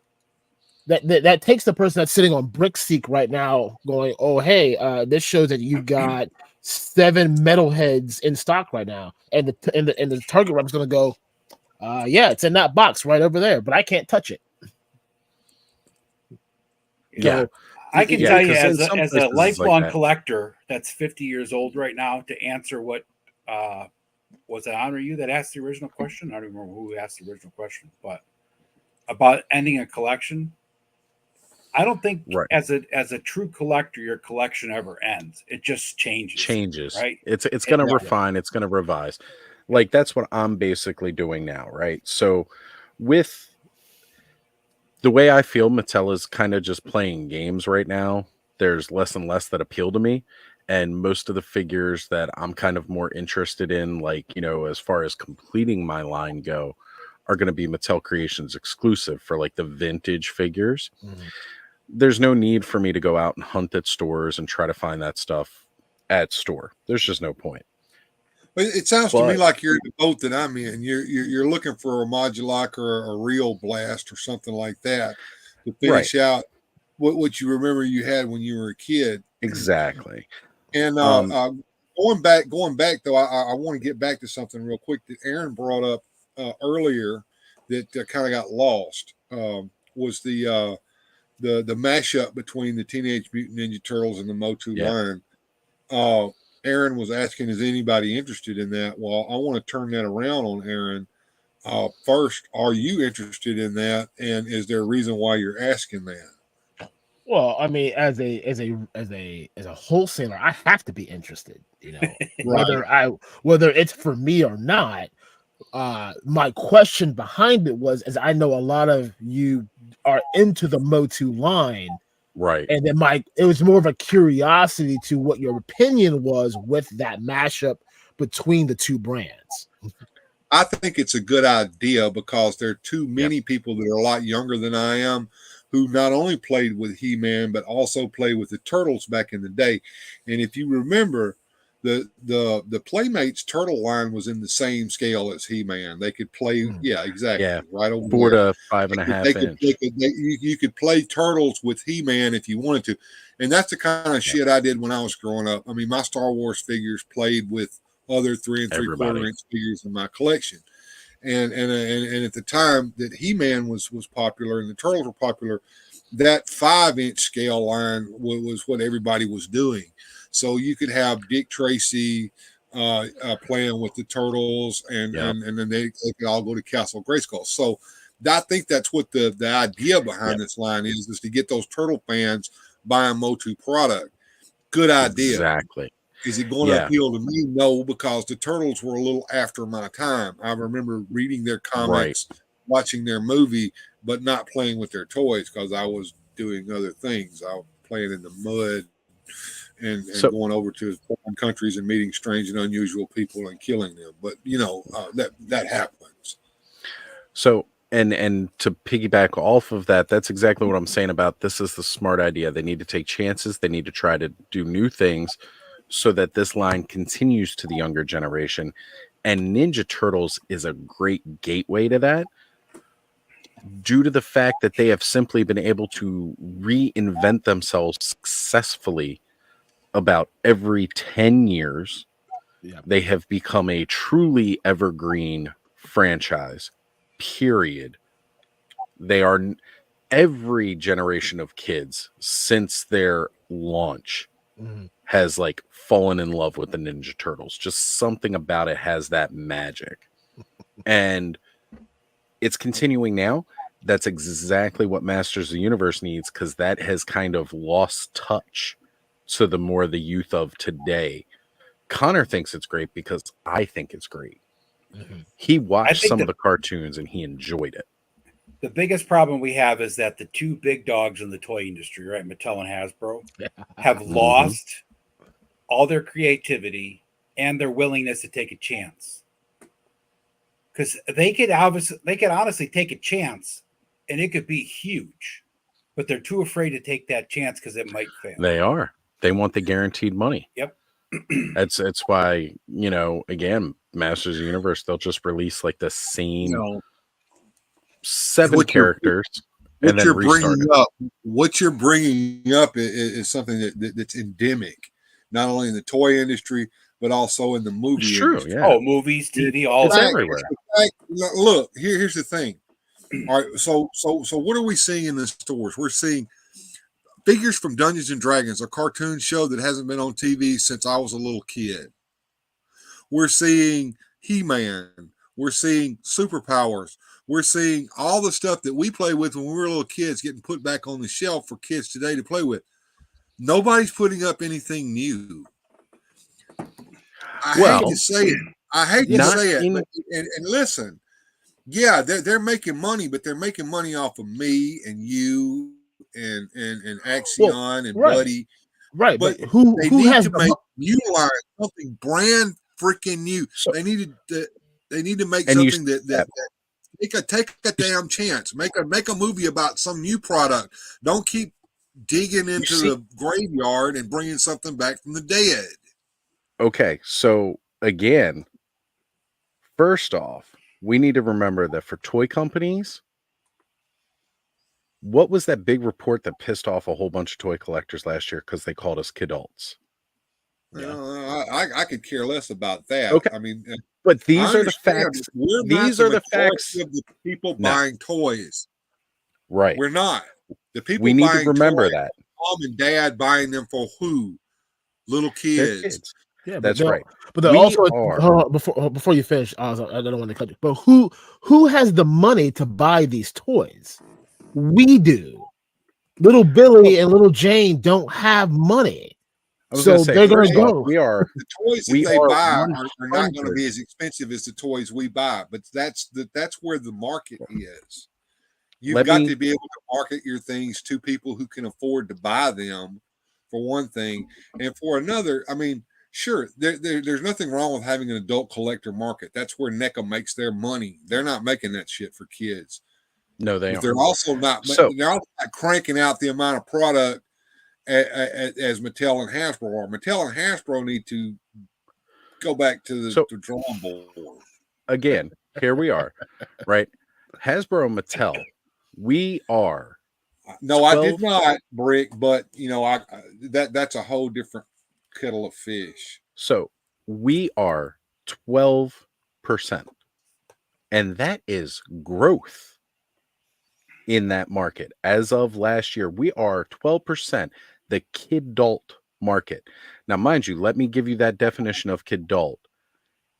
Boys 12 and up. That is what a kidult means before anybody starts jumping on these definitions. Now, when we talk about that, these bigger toy companies that are making all this money, and we're complaining about the G.I. Joe, we're complaining about maybe Transformers, we're complaining about He-Man, right? They are sold by giant toy companies that we give them pennies based on their overall sales. So no, they do not care about us. However, Brick is bringing it to us here. When we talk about new IPs, Kickstarter, just a couple years ago, one of the hottest new lines out there in the market today. AWOC. AWOC is still probably killing it as rookie of the last 2 years. Street Humans, unfortunately, did not fully back, but Shartimus will be back with this. Cyberzoic. Right here, another huge one that got fully backed and is coming. Armies of Ashmore with Defenders of Eden. These are all new IPs that have either backed or been announced and backed within the last couple years and are doing gangbusters. And not a single one of them. That's a good point. I agree with that. See, that's a point. Now, while these toys are not made for little kids, they're made for adult. No, they're made for us. Yeah, and they appeal specifically to us. The point is, this is new. This is new IP. This is not digging up old IP. Now, yes, I'm sure that, the several of these lines are taking ideas from other lines, but that's just called research. That's not stealing or anything. But here's the thing. The big boys need to pay attention to that. They can come up with something new that hasn't been done before that will sell and put it at a price that little kids may want and appeal to them and appeal to their the adults taking care of them, the guardians of them who are going to buy that stuff for their birthday and their Christmas and what have you. And sadly, those toys are at for those wanting those toys at kid-friendly prices. They can be made at kid-friendly prices, but they will not be made at adult-friendly articulation. And there's nothing wrong with that. So I think there's also a problem that the toy companies struggle with now, too. Like, if you look at some of the stuff they make for some of these younger kid IPs come out, like Paw Patrol, right? Paw Patrol is a cool line for younger kids. They don't have that. They don't have those transition toys like we had, right?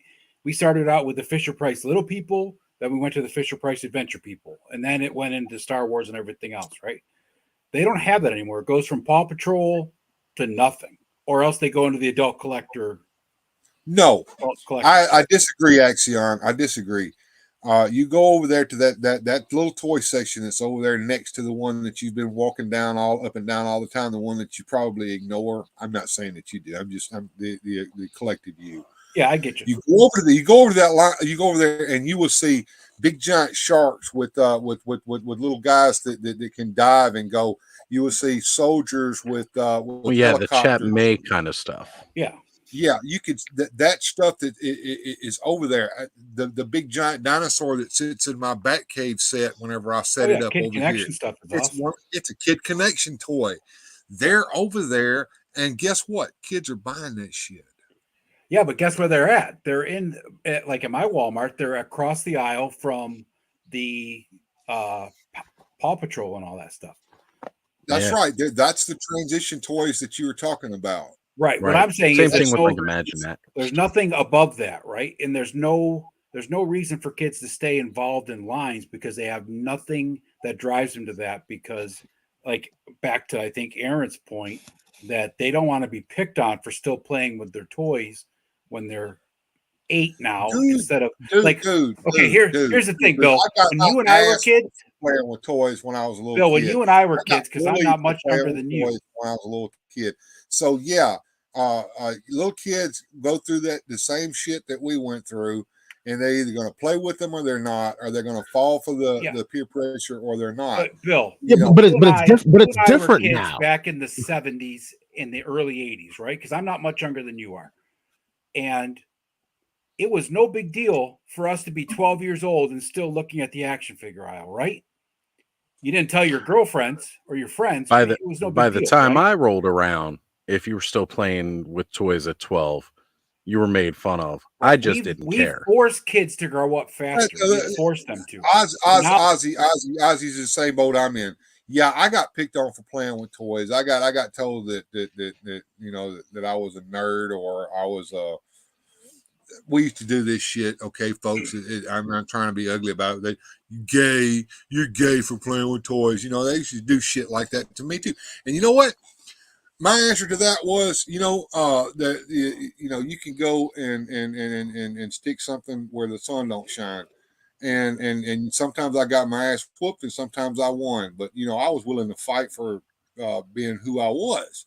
Now, Right. do But kids the point today is, do Bill, that? is No, that as young adults, what we considered kids back in the 70s is not what we consider kids nowadays.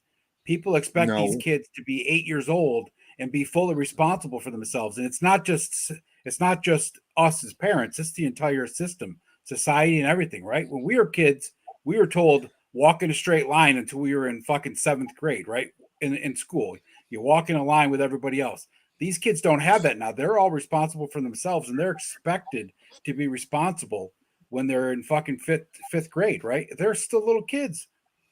Shit, when I was in 5th grade, I was still peeing the bed. It didn't, I didn't know any different. I was still a kid. I had a key in my pocket to open the house when I got home because there wasn't nobody there when I got home. So this is what I was saying. This is exactly what I was saying earlier. Times are different now than it was when I was growing up in the late 80s, early 90s. Bill, when you were growing up in said time frame that you were growing up, today's children, and when I say today, I mean anything past 2000s and up, that's not how it is.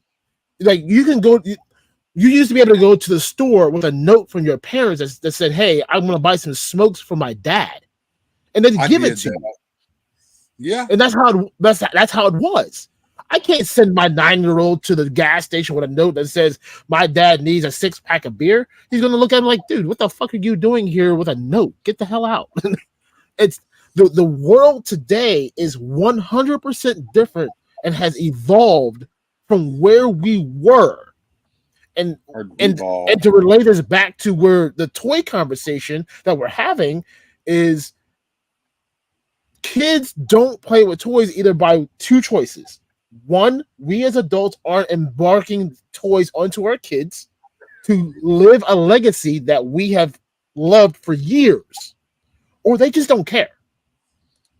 That is the divide. Either they want to play, but they're afraid to say that they're playing with toys because their friends don't play with toys because they're on TikTok and they're out on their hoverboards and they're doing whatever it is they're doing right now, or they play with them in secret because they can't tell nobody except for your household because you play with them. But it's completely an oddity thing, right? Because like I was saying, like Luke, right? I played with action. I mean, when Luke was a kid, a baby, until he's 18 now, he's always seen me playing with my toys, right? Taking pictures of them out in the garage. I mean, having battles on the ground in my garage with my toys. He witnessed that. So he saw me playing with toys. The only toys that he really played with as a kid were his Legos. He's always loved action figures, but he was 5 years old collecting them. He would get them, put the guns in their hands, set them up on the shelf, in a pose, and that's where they stayed. But that's because he saw you do it. That made it okay in his eyes at the So time. what I'm saying is it's a different time that he didn't even really want to play with his toys, even though he saw me play with my toys, right? So here's he saw the other. he collect them, but that's all he wanted to do with them. He wanted to look at them as pieces of art, as opposed to get down on the ground and play with them, because none of his friends played with toys. They all played with Legos, but none of his friends played with toys.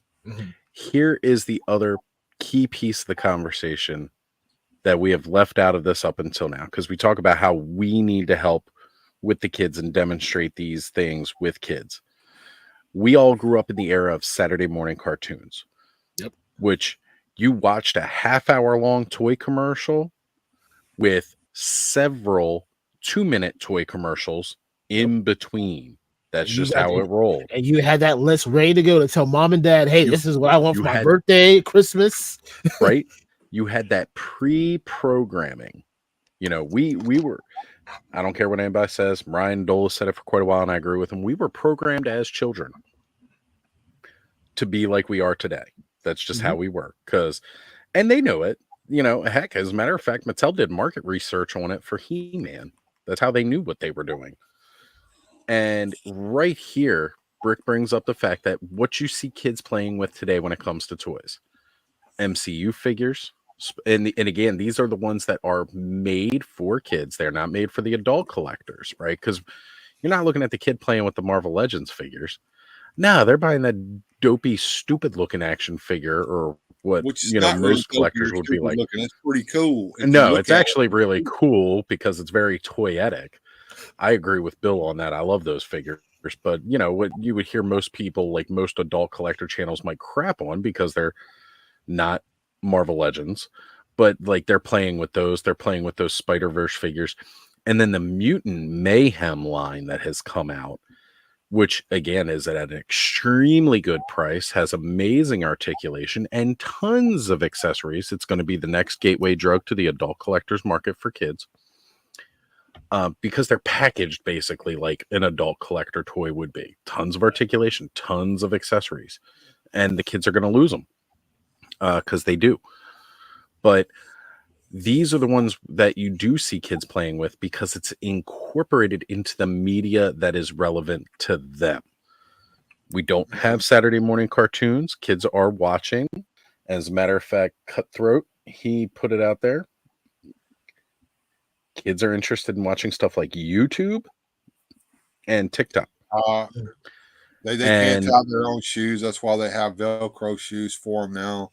They can't change a tire. Oh, I had Velcro shoes too. Me too. Don't worry.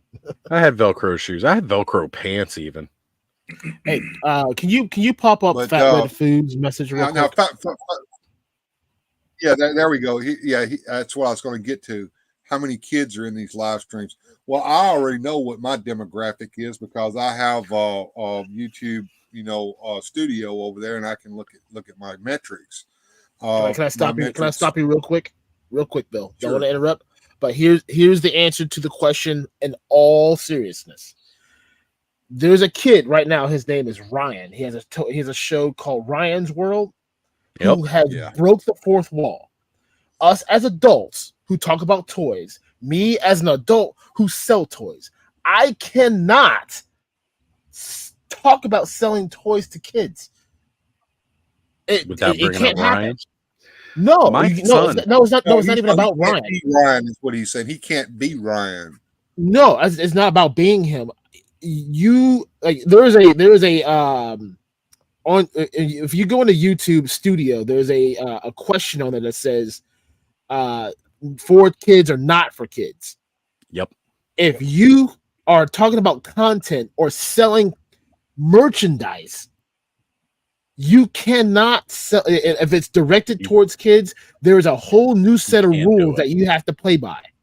Yeah, you can't do it. You can't do it. You can't even monetize your channel. And those rules didn't exist until Ryan's Toys hit the market. Exactly. That's the point that I was making.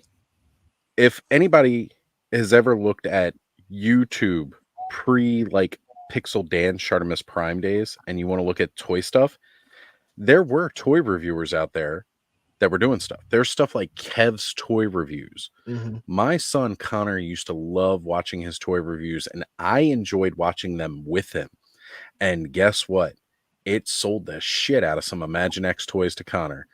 Because he would watch Kev, he'd act out like a little skit with whatever the Imaginext line is. He would do like a whole storyline. Then he would go in to talk about like the toy itself, the accessories, a lot like what we see a lot of us do today with a toy review. And he was doing these toy reviews. Now, this is before there was a whole YouTube Kids section. This is before they made up these guidelines about monetization and what you could show to kids. Very similarly to how the U.S. government stepped in and made rules about half an long hour toy commercials for kids called cartoons on Saturday morning and the little 2-minute cartoons in between. But there's also, again, Ryan's Toys, right? Connor used to love watching Ryan's Toys, and I'd watch it with it. And it was him and his dad, and like his little brother and his mom, and they're all playing with PJ Masks and Paw Patrol stuff. And again, these are the toys that Connor started to like and he started to appeal to. And we bought a ton of that stuff for him because he loved it. And, you know, that's what kids are watching these days. They're literally watching more YouTube and TikTok, stuff like that, than anything else. Now, if we were to start seeing commercial ads, and I like to bring this up, and as a matter of fact, I'm going to see if I can do it right here. Many of you are familiar with Stunt Puppet Pictures now, but you may not realize you're familiar with Stunt Puppet Pictures. Justin Rosh and Stunt Puppet Pictures are the ones that are doing all that beautiful stop motion that Mattel is putting up right now. When you see them do, like they just did released the recent TMNT and Masters of the Universe crossover.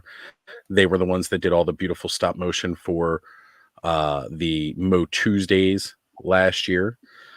Justin Rosh is an amazing, absolutely amazing artist. He's been working within the stop motion industry for years. He did this great commercial that got him a lot of notoriety when Origins was first hitting. No. Mm-hmm.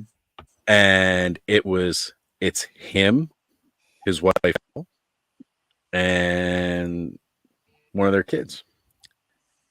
And this is what it was. And I'm going to try to bring it up. It was called Dad Ventures. Now, we may not be able to hear it, but I am going to share this screen and bring up this clip, because this was the first thing he had ever done before he did all those Mo Tuesday videos, before he did any of that stuff. While you're pulling it up, can we point out the fact that Bud's over there just killing it in TMNT right now? I'm a little rusty at first. I haven't played this game in like a good while, so like I'm getting hurt by things I shouldn't. So you right here, right? Bud. This is his YouTube channel. Now, he doesn't post too much to his YouTube right here, but Stunt Puppet Pictures. You see he's got 173 subscribers. This video has 68 views. But tell me right now if this is not the commercial that we should be watching, or that should be selling Origins. Or should have been selling Origins like the old Mattel commercials. So that's Justin right there, right? Mm-hmm. Yeah. He's opening up this box. He's excited for these toys, right? There's the kid on the phone, right? This is the exact conversation we're having, right? So Here comes the adventure. And you're watching all of this pan out in real time. This is his work, his stop motion. But this was his idea. He wanted to do this. So, like, you got him going back and forth. You see all the crazy battles going. Then it's him. There's his wife. Now it's both of them playing, right? Kid's like, what are they doing? What are they doing? I'm watching this phone thing. I'm doing this phone thing. I mean, you get and just more of the adventure continue. Right? Like, this is what will sell these toys. You want these toys to appeal to kids? This is the kind of stuff they need to be watching, right? Right. But where do you find this? On his channel with 173 subscribers and 68 views. And this came out like 3 years ago. How many of you guys knew about this before tonight? I had no idea, but also there's other things behind this. One, how are you playing this into the YouTube algorithm? Are you tagging this correctly? Are you using proper search engine optimization to get this video found? I mean, there's a lot of questions behind that part of it that obviously we can't answer. Say, when I first was looking into Origins and I was looking up stuff on YouTube about it, I did come across this before I ever knew Justin, I didn't realize this was him until about a year ago. Skelly and I were sitting down, and you see down there at the bottom that says copyright copyright Mattel and everything like that, because it is there. I thought I hit stop share. There we go. It is theirs kind of now. Like, he sent that off to Mattel. Mattel picked it up. That's one of the reasons that Mattel approached him about doing the stop motion he did for Mo Tuesdays. And him and Shell both said, because we just recently had them on for Toy Frenzy again recently, where we were interviewing them a little bit more about where things have come. They were talking about a lot of what we've seen. Mattel is asking them to do some more stuff, but they really want to do like an ongoing series using the toys as the media. I want to interject there. I think Aaron was trying to bring up the point that you can't make this available for kids. You have to mark your video as for adults, because you can't do anything with it if it's marketed for kids. And what are the kids watching? Well, they're probably watching the stuff that's over there marketed for kids. And if you watch that direct, you will see what's poisoning their mind. That's where we put it, right? Like, if I was letting Connor again freely roam on YouTube without my keen eye of observation of what he is watching, I put him on YouTube Kids, which is a whole separate app, right? Yep. And that's where you find all that content for kids. Now, guess who's on YouTube for kids?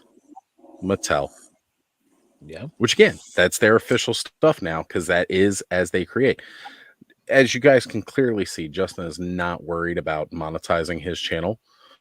That's not how he makes his money at all. But, I mean, in all honesty, there's not a toy tuber out there that really makes their money off of YouTube, except for maybe Dan Larson, who's gone like completely full-time now.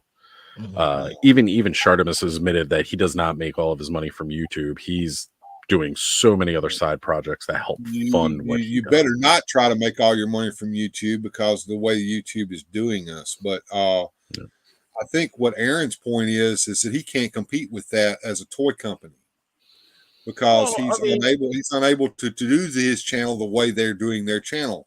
And it's not fair to Aaron. I think Aaron should be able to market his stuff no. I mean, that's not really the thing at all. I mean, marketing, I proposed this question, I think, on our last stream last Sunday, or maybe the weekend before that, was, I look at the things that we sell. We sell wrestling figures, we sell G.I. Joe, we sell Marvel Legends, we sell Jada Toys. These are all the things that adults are buying right now.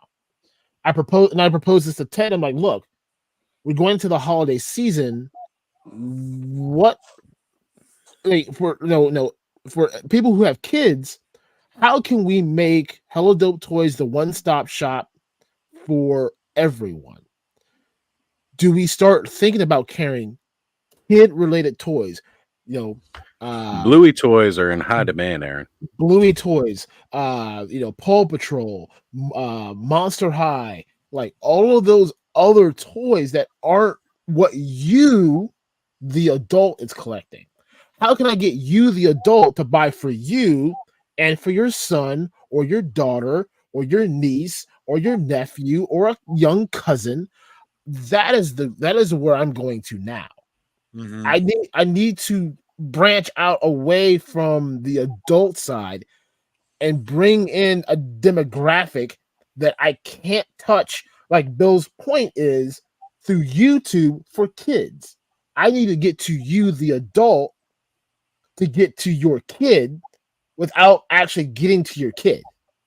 So In any other context, that would sound like a really creepy sentence. yes, it does. I thought about that as I was saying it. But I mean, what he's warning is he's warning the guardians of the kids who are going to buy the toys that they're going to be getting for their birthday or their Christmas or for their friend's birthday party, right, or whatever, to buy from him because they are already buying their figures or their collectibles from him, and now they know that he has a section of his store or an aisle in his virtual store full of toys that they can buy for those children. And I think that's an excellent idea, Aaron. The problem is, from your standpoint of view, is can you afford to have that much more inventory? I mean, that's the cost of business. But within that same breath, you have Nerdzoic. What do they sell? Adult toys or adult collecting toys. What does a Big Bad Toy Store sell? They sell adult collecting toys. What does the Last Toy Store sell? They sell horror figures for adult collectors. I want to be the one to branch out now. As you should, because that's where the money is in toys. As we were talking about them numbers. Exactly. We were talking about them numbers earlier, right? You are literally selling to 12% of the market of the toy industry. Exactly. I need to reach the other, 88%. So, Aaron, why don't you try it? Fat Red Food's got a question there. Can you get the reps for Chat May or whoever is selling those kinds of toys to those dollar stores to sell you those toys? Yes. Well, I think Chat May will sell to just about anybody. That is like, honestly, after so I go through Wilhelm's stream. I watch it. I may not always comment, but I'm watching. That is something that we're looking into. Kind of to Bill's point is, how much inventory can we hold where we're sitting? Right. Right. I'm sitting in my house. Here's the thing is, I'm no businessman. I'm no businessman, but I know that that in order to get that stuff, you have to get a certain amount of product, or they're not going to sell it to you to begin with. Exactly. Second of all, that's the biggest problem with them bigger companies. How long can you sit on it before it's costing you money if it's not moving?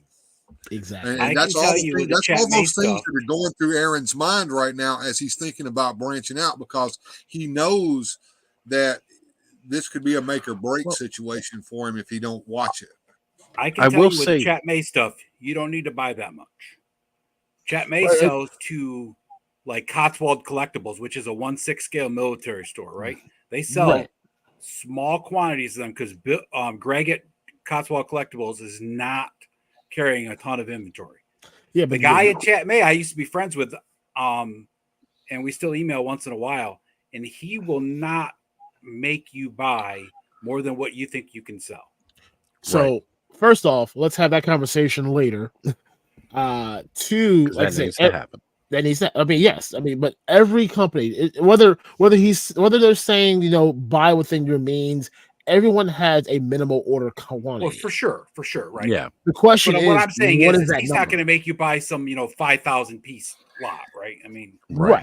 But the question is, what is the number? Right. Is it 50? Is it 20? Is it 100? Like the like we were talking about the super action stuff with the arcade stuff. I have to buy a minimal of 50 cases of each arcade. Right. A minimal. Which is why we're all going to come and buy them, right? Everybody in the chat is going to be shopping on those 25% off through the weekend. Directly from Action Stuff. I know what it's costing Aaron to get that quantity, and I know that he doesn't need to sit on that stuff for a long time, because we all need to go buy. The more money he loses by warehousing that stuff, and I know he doesn't have that much room to warehouse, and that's the point I'm trying to get him to tell me is how much of that. I know you think about it on a daily basis, but as you think about branching out, I mean, how is that and I know you and Ted probably have had a row about this. Go, man. Tell us. Oh no, me and Ted talk. I mean, we talk daily now. I mean, like I said, we've been friends. I've known Ted since I was 12. I'm 40 now. So, now that we're in business, and a business that involves multiple conversations, to bring in a toy line, we're going to take Chat May since we're talking about it. One, is there a demand for it? If the answer is yes, then how do I get that? Do we go in the bed? Do we get in the bed with Chat May? If we get in the bed with Chat May, how can we do it better than everyone else? Because it's gotta be hella dope, right? You get at Dollar General, you get a Family Dollar. So, and I don't know where I know where most of you are in the world, but my Dollar General looks like crap in their toy section. Always, it's trashed. So if I can provide Chat May with an outlet to get their stuff out quick, fast, packaged well, and delivered in good timing, then this is a no-brainer conversation. It has to happen. But within that conversation goes back to what I was saying originally. How much do I have to buy? Because I'm sleeping with Four Horsemen. I'm sleeping with Valorverse. I'm sleeping with a whole bunch of other different distributors right now, where my money is going in 8 different directions. Right. I mean, Black Knight did just admit to being a toy whore. I'm a toy whore. Horse. Oh yeah. So on top of that, Aaron, what I was saying before we started talking about Chat May, what if you just pick something like Bluey, since we know Bluey's a big thing right now, right? Yep. And just put it up there. But the trick to that is you're going to have to promote it, right? Because when I go to your site or any other site that you might go to, I go there specifically looking for something, right? Adult collectors don't shop, especially us guys, right? We don't shop where you're just going in and perusing the whole site. You go in, you go to Amazon, you're looking for a 4-man tent that's, a dome style tent. You go in there in the search and type 4-man style, blah, blah, blah, right? See, you're going to have to figure out a way to promote the fact that you're carrying something more than just adult collectors. Can you pop up that Scott Hughes message above Brick after you get past this part? I certainly will, but I did want to bring this up because maybe some people missed it earlier in the stream. But there was an announcement made earlier this stream that Hella Dope will be getting a 3rd warehouse location towards the end of January and February when Ed moves to Columbus. you got that right. Make room, buddy. It's coming. Hey, I just read something the other day about easy ways to make money, and people are running out their rooms for storage. So you know what? Mm-hmm. Hey, get ready. I'll cut you guys a good deal. Perfect. I'll take it. Go ahead and pull up the contract. He'll be working part-time for Hella Dope Toys. That's right. I did want to throw that in there just as a joke for everybody, kind of lighten the mood a little bit here. But yeah, Scott Hughes is saying every single time he goes to an Ollie's or a Ross, he sees 7 to 10-year-old kids getting Marvel Legends, Fortnite, and Classifieds because their parents are okay with buying $5 to $10 toys for their kids too. Well, and this part of the conversation was toy, but simply can't afford to buy 4 kids $40 figures. That's the second part down there. Well, there's additional to this, right? There's additional to this, and what that is, we as adult collectors, right? You've got those ones that rush out and buy it immediately because they want it that bad. They're willing to pay that price for it. You've got the ones who will go out and buy it for the FOMO because they do not want to sit there. And how many of all of us play clearance chicken? Everyone. And anyone that says that they don't, it's lying. Exactly. I even play that game. Right? I wasn't buying Masterverse. I did start buying the new Eternia stuff because I really liked it, but I was cherry picking just new Eternia out of Masterverse when it hit shelves. I didn't care for the Revelation sculpts. I had no interest in it. But when it started showing up on clearance, it started looking a hell of a lot better to me. And this is the And I thing, started buying. but this is the So- exact same reason why Mattel and Hasbro are now looking at their distribution and trying to scale back on how much they're producing, so you don't have that Ollie situation or a Ross situation. They're okay with sending extra stuff that's not selling to them, but at the massive amount that you're seeing right now, they're cutting that back. Well, the problem Right. is, and I think that Scott Hughes has hit it right on the head. A parent is not buying a $40 figure for a kid, but they'll buy a $5 figure for a kid. And We're not buying $40 figures for ourselves in some cases, Bill, is the point I'm just trying to make. It's not even about buying for the kids. They're pricing us smooth out of the market. And as they think that they're going to make up the money by raising these prices when they're losing sales and they're losing collectors who are not going to buy that. They're not losing they're sales. pricing themselves out of business. They're not losing sales. If you think Hasbro and Mattel and yeah. all these other companies are losing money, look, Yeah, that's they not don't happening. lose the money because And they I sell get to my money. That's why Walmart. Snake Eyes is still on the freaking shelf for $45 just because he's got a That's- dog in the box. Well, Yeah, that's but the they're, thing, but though, they're right? selling it to Walmart. You Walmart has don't already buy paid it their to- money. from Walmart, right? Walmart's and already paid Walmart's going to Mattel. ship it to Ollie's, and then somebody might buy it then. Right. That's That's because right. Walmart and Target are saying, look, we screwed up. We ordered too much and it's not selling. And because now we got a new wave coming in and we have to make room for the new wave.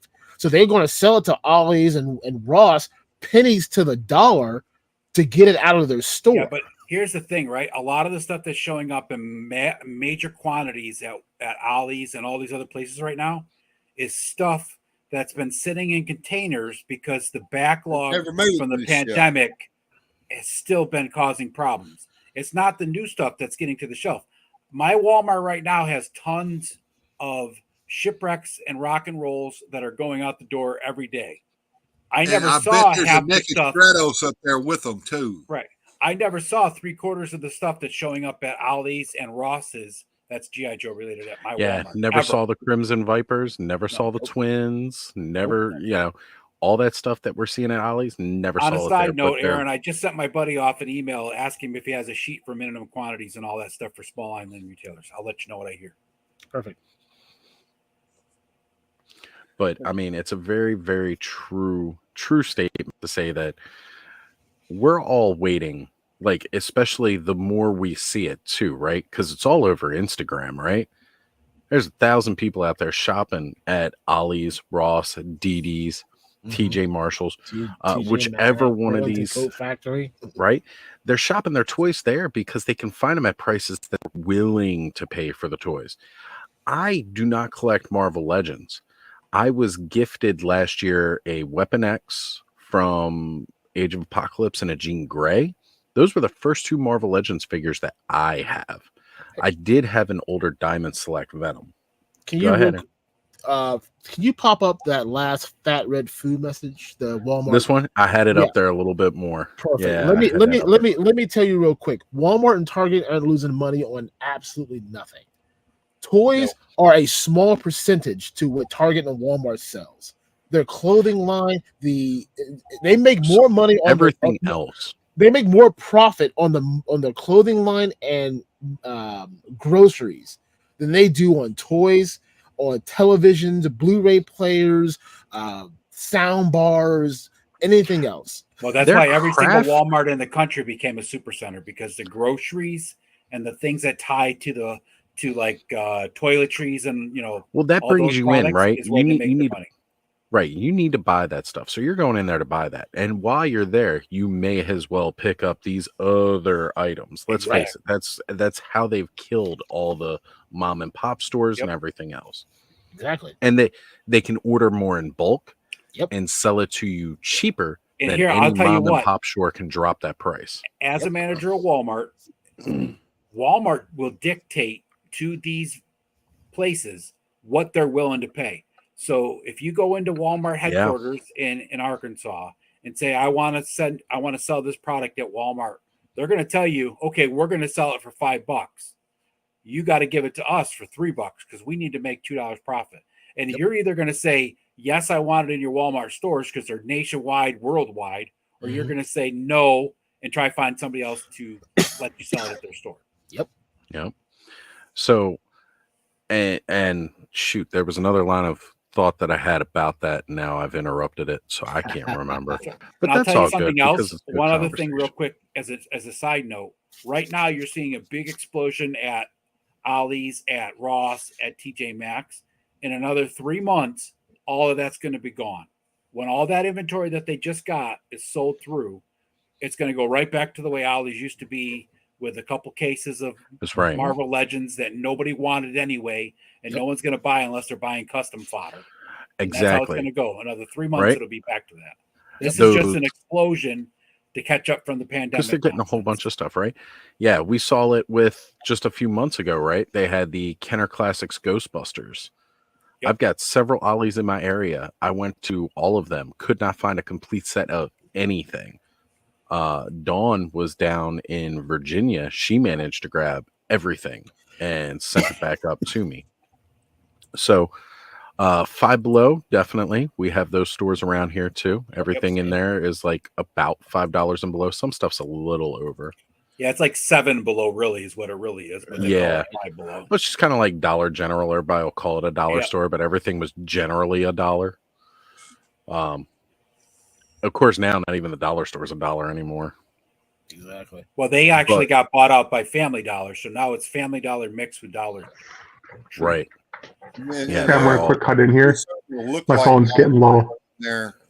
All right, bud. Well, we have appreciated it and enjoyed watching you stream tonight. I just saw I was at like 8%. I forgot to plug it in. It's all good. It's actually kind of been fun just relaxing, playing the game, and being on stream. Let's stream together because I'll just play video games separately. That'll be cool. No talking. I'd be watching that. I think K Dog's asking a question here about are Hasbro and Mattel slowing down distribution? No, they're slowing down production. Right. Well, they're not slowing down. That's still a yes. That's still a yes in that conversation. Are they slowing down their distribution? Yes, they're slowing down their distribution. Within that, they're also slowing down their production of set lines. You're not going to see, Marvel Legend lines coming out so close together. But here's the problem. More spaced out. Here's one of the problems that Walmart has, and I can't speak for any other large retail because I don't have any experience with them. But when I work for Walmart, one of the biggest things that they do is they base this year's sales on last year's sales comparatively. That's every retailer, right? So if you have like in Western New York, right, we have some really bad winners and we have some winners, right? If you sell out a whole bunch of snow brushes and all the stuff that go with winter weather here this year, they're going to order more next year. Right. If that doesn't sell, they're going to order less the next year after that, and they risk the chance of selling out early, or if they don't, they'll order too much and then not sell it out at all. And then they don't base, their stuff is not based on real time, and that's the thing people don't understand. Now, but also based on past history, right? But retail also retail also plays the advanced game. So right now we're in winter. They're already planning spring next year. Right. You're gonna start seeing all the swimsuits and all the lawnmowers and the patio furniture. That stuff will start hitting in March. I was just telling that on Largo's show, right? In Western New York, we were getting car wax in January for promotion. Now, like, who the fuck's washing their car in January in New York? Here's one thing that you do see from the big retailers that smaller retailers, such as Aaron, cannot do. So, say Walmart overbuys because they don't sell enough snow shovels. They don't sell enough ice melt because there was no snow, no threat, nothing like that. Happens here in Baltimore a lot because we'll get the word snow and everybody will sell out, but then nothing happens, and people will bring that stuff back. So here's what they do. All their seasonal shit, and I know this because I used to be the one that do it. When they unload a truck, right? When they unload that trailer doesn't go anywhere right away. When the guy comes in and he drops off the next trailer, he picks up that other trailer, and then it goes back to the distribution center. So what a store will do, they will load up seasonal stuff or pallets, because they like to reuse their pallets and stuff. They will load up a trailer full of that stuff to go back to the distributors, back to the distribution they also have center. store transfers, right? I used to transfer all sorts of winter stuff all out the of time. the southern stores because they would get tons of winter stuff. Yeah, they get all the stuff they never need, right? Until that one time it snows in Georgia, and then everybody loses their mind. But hey, So- you know what?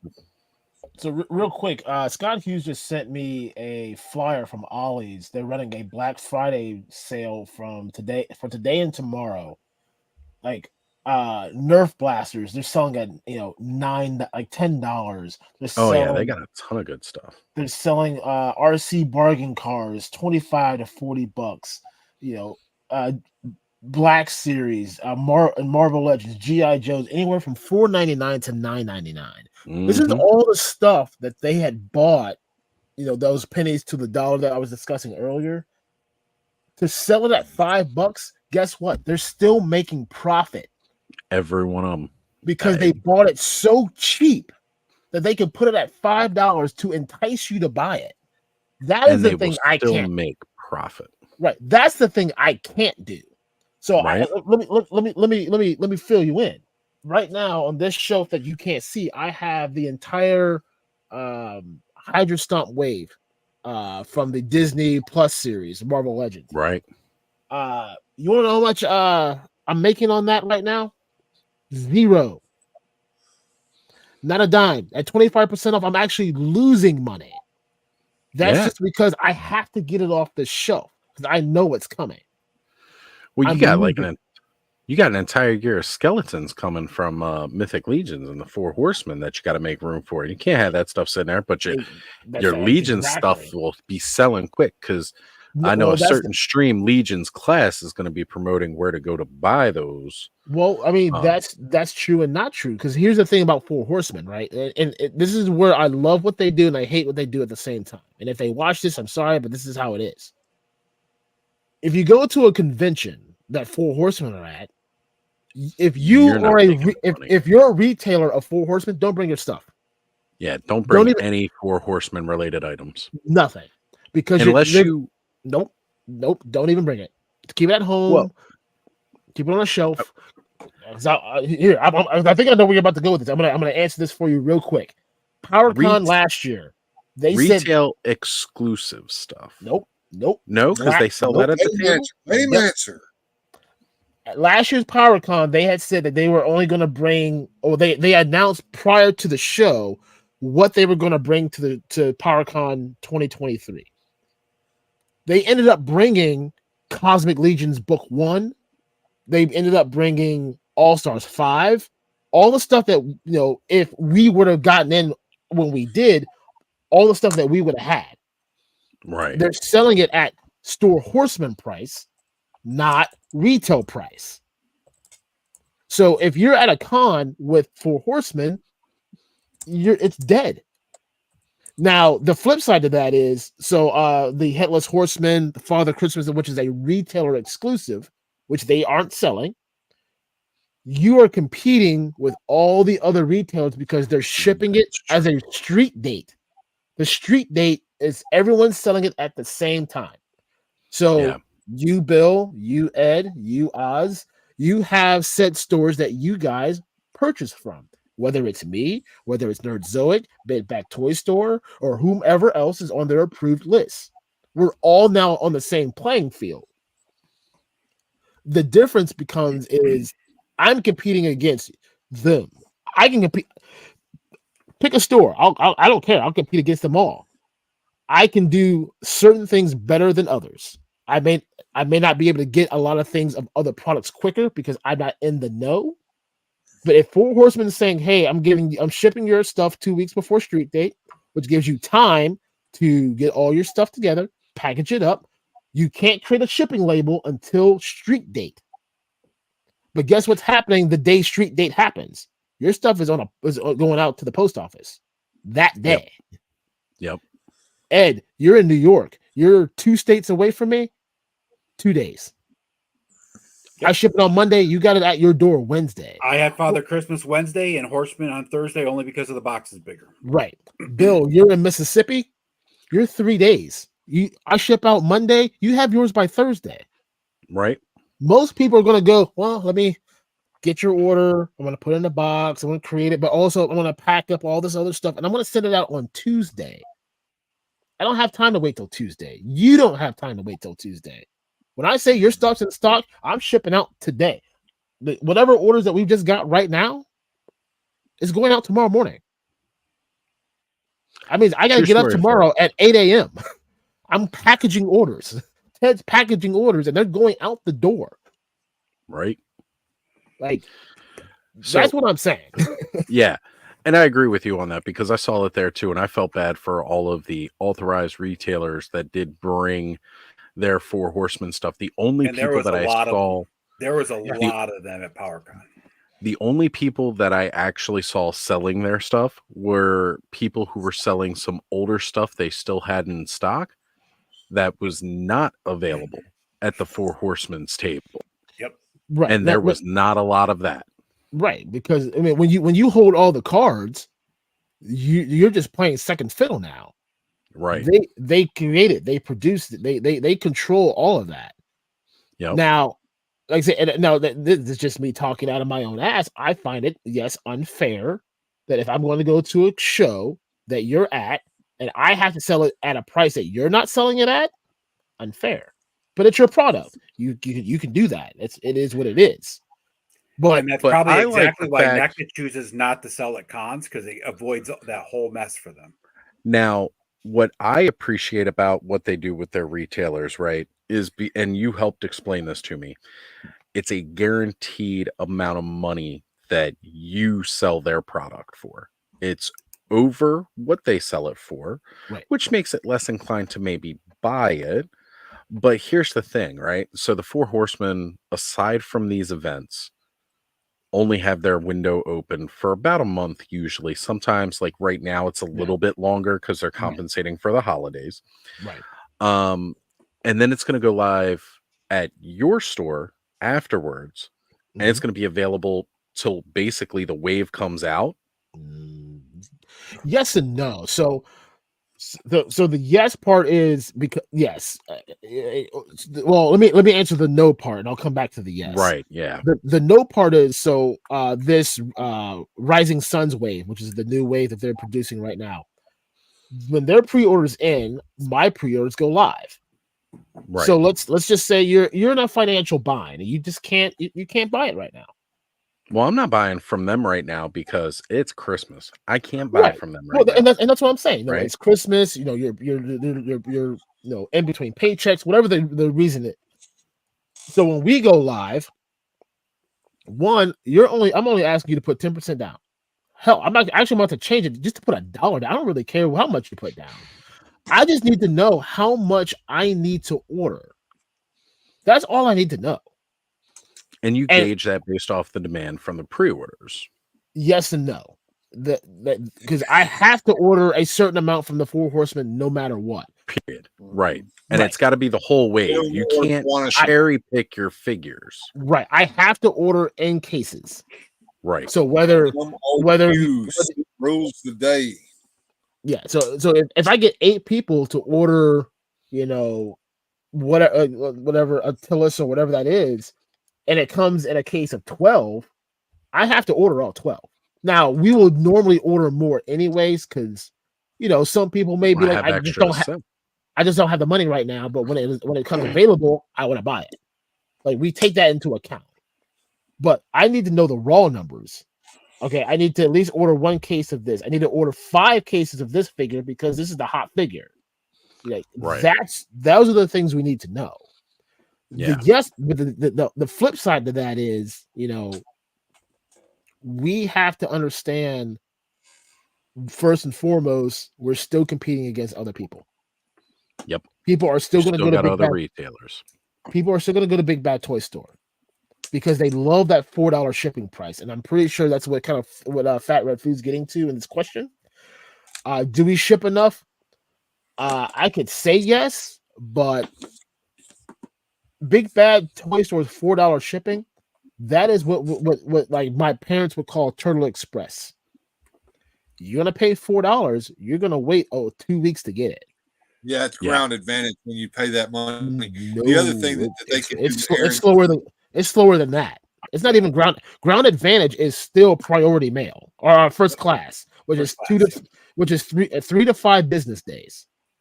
They're shipping it slower than that. The other thing you can't compete with is the pile of loot. And you know, well, you know what Maybe. people are doing. I've been guilty of it. I've tried to quit doing that, and that's load up your pile of loot until you find it from somewhere else before Big Bad gets it, and then you go ahead and you say, okay, no, I don't want it, and then you take it off your pile of loot. Yeah, before it ships, before it hits it. Now, while we don't have a pile of loot, I mean, I'm not saying that I can't replicate it in certain ways, and we've said it multiple times. All you gotta do is send us a message, send me an email saying, Aaron's "Hey, doing long boxes. I got 8-9 things I want to get." You guys know the Briscoe, right? The Briscoe 1, 2, 3, 4. He's in Canada. He's like, "Hey, look, I want to get Father Christmas, and I want to get Headless Horseman. I want to pay for them separately because of maybe it was a pay period or whatever it is. I don't know. I don't know his financial reasons.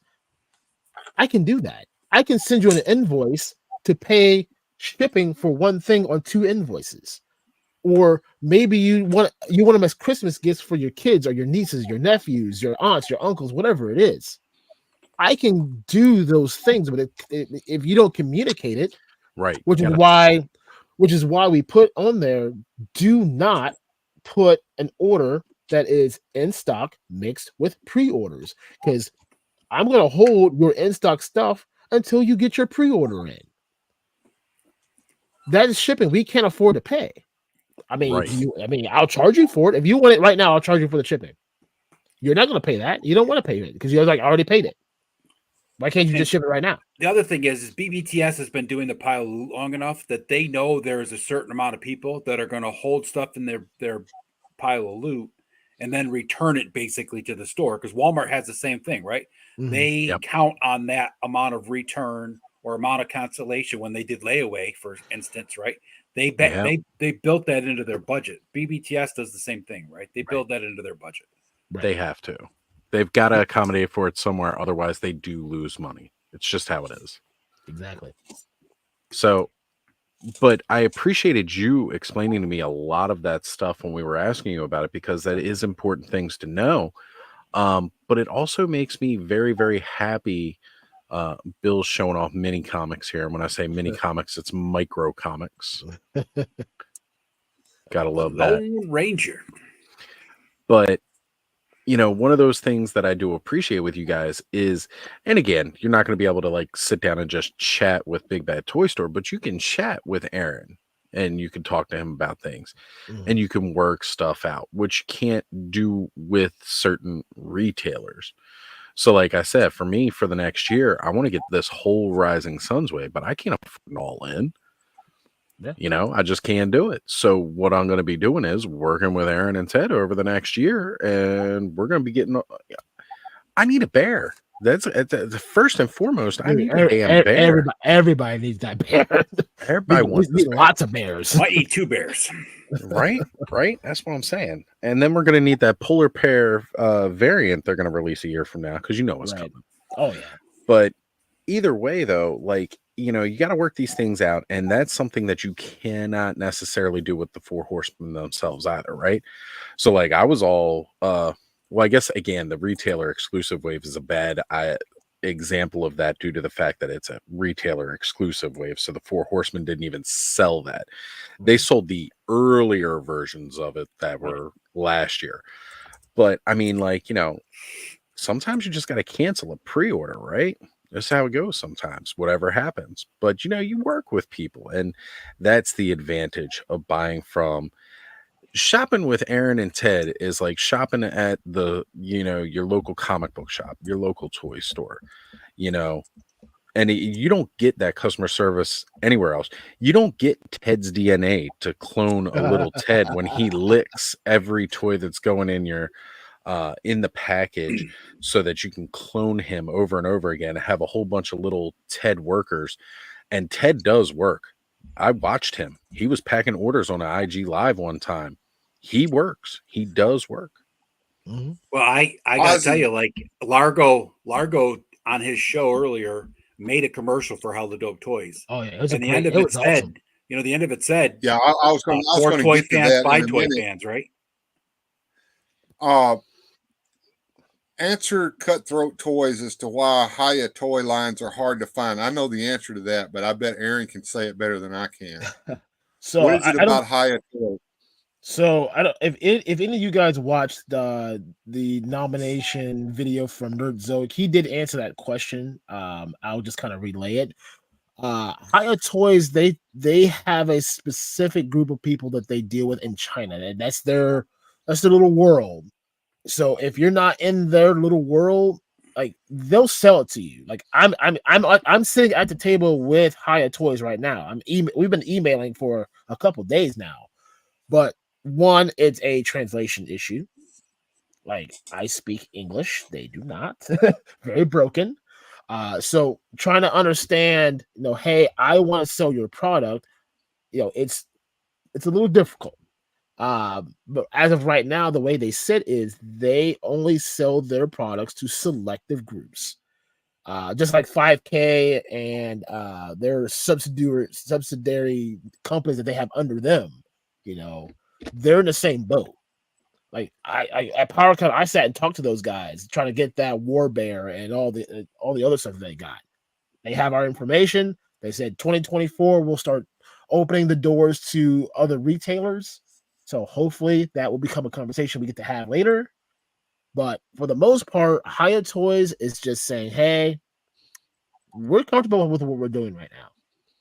And we're only going to provide our stuff to a select group of people right now. And you're just not one of them. So deal with it. And I will say, it's good to know this kind of stuff because,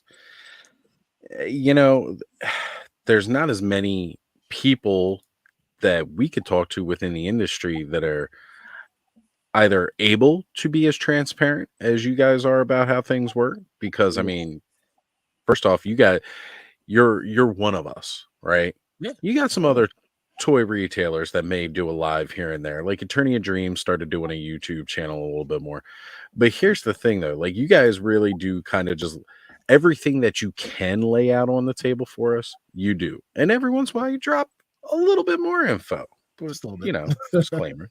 Just a bit. But it's important for us. Like one of the reasons that we like dealing again with you guys more than anybody else is because there is this complete transparency.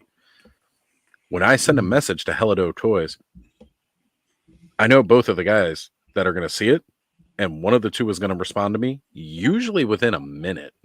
Usually. Usually. There's a couple of you 3-4 AMers, but hey, we love you.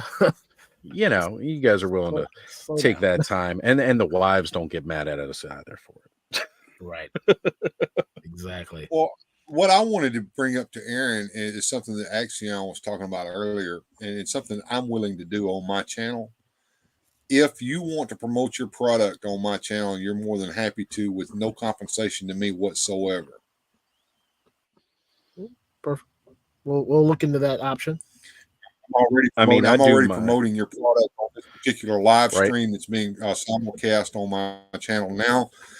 If you want to work with me on something a little more higher production value than what I'm able to do to show on my channel, I'll be more than happy to show it as a non-paid promotion. Okay, that's a TED conversation. I'll get him in touch with you, and I can talk that out. He does all that stuff. Right. You both know how to contact me on the Insta, so you know how to do that. Yep. Yes, sir. I mean, that's 100%, I think, goes for most of us, too. I don't think there's one of us out there that would say we want compensation for Aaron. Like, no.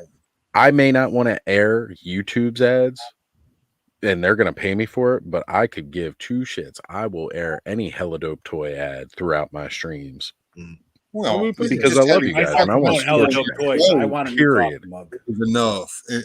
Black Knight's been on my show before, and Ted has not yet, but he will someday, I'm sure. Oh, But he the will fact be. that they're willing to come on our show and they're willing to give of themselves like this, I'm more than happy to recompensate them for their time and efforts.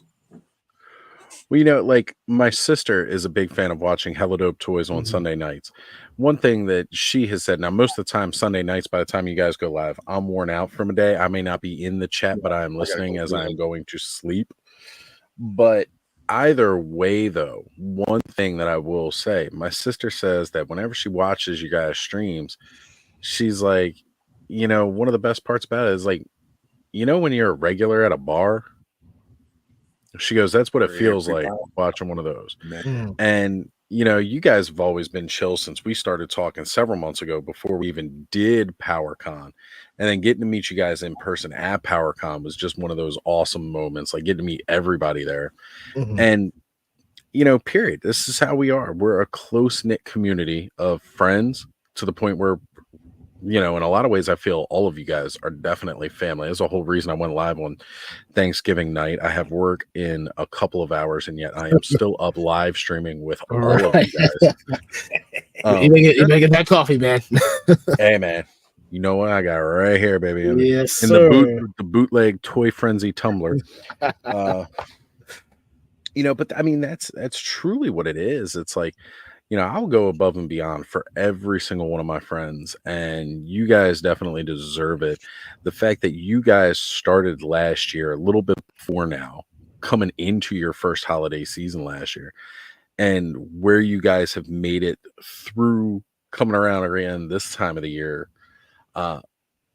It's good to see you guys are still doing it. The business is picking up, and I'm going to continue to sing the praises of Hella Dope Toys to all of my friends, because that's what we need. And that's what it's all been about in the beginning. Like Ted talked maybe a month ago about seats at the table. There are we have a table set up with a buffet, and there are certain people at this table that are more than welcome to sit at it and eat and have their fill. But then you're gonna have that select few that we offered to sit at the table and they chose not to come to the table, but then came knocking at the door after they saw the success that we have had.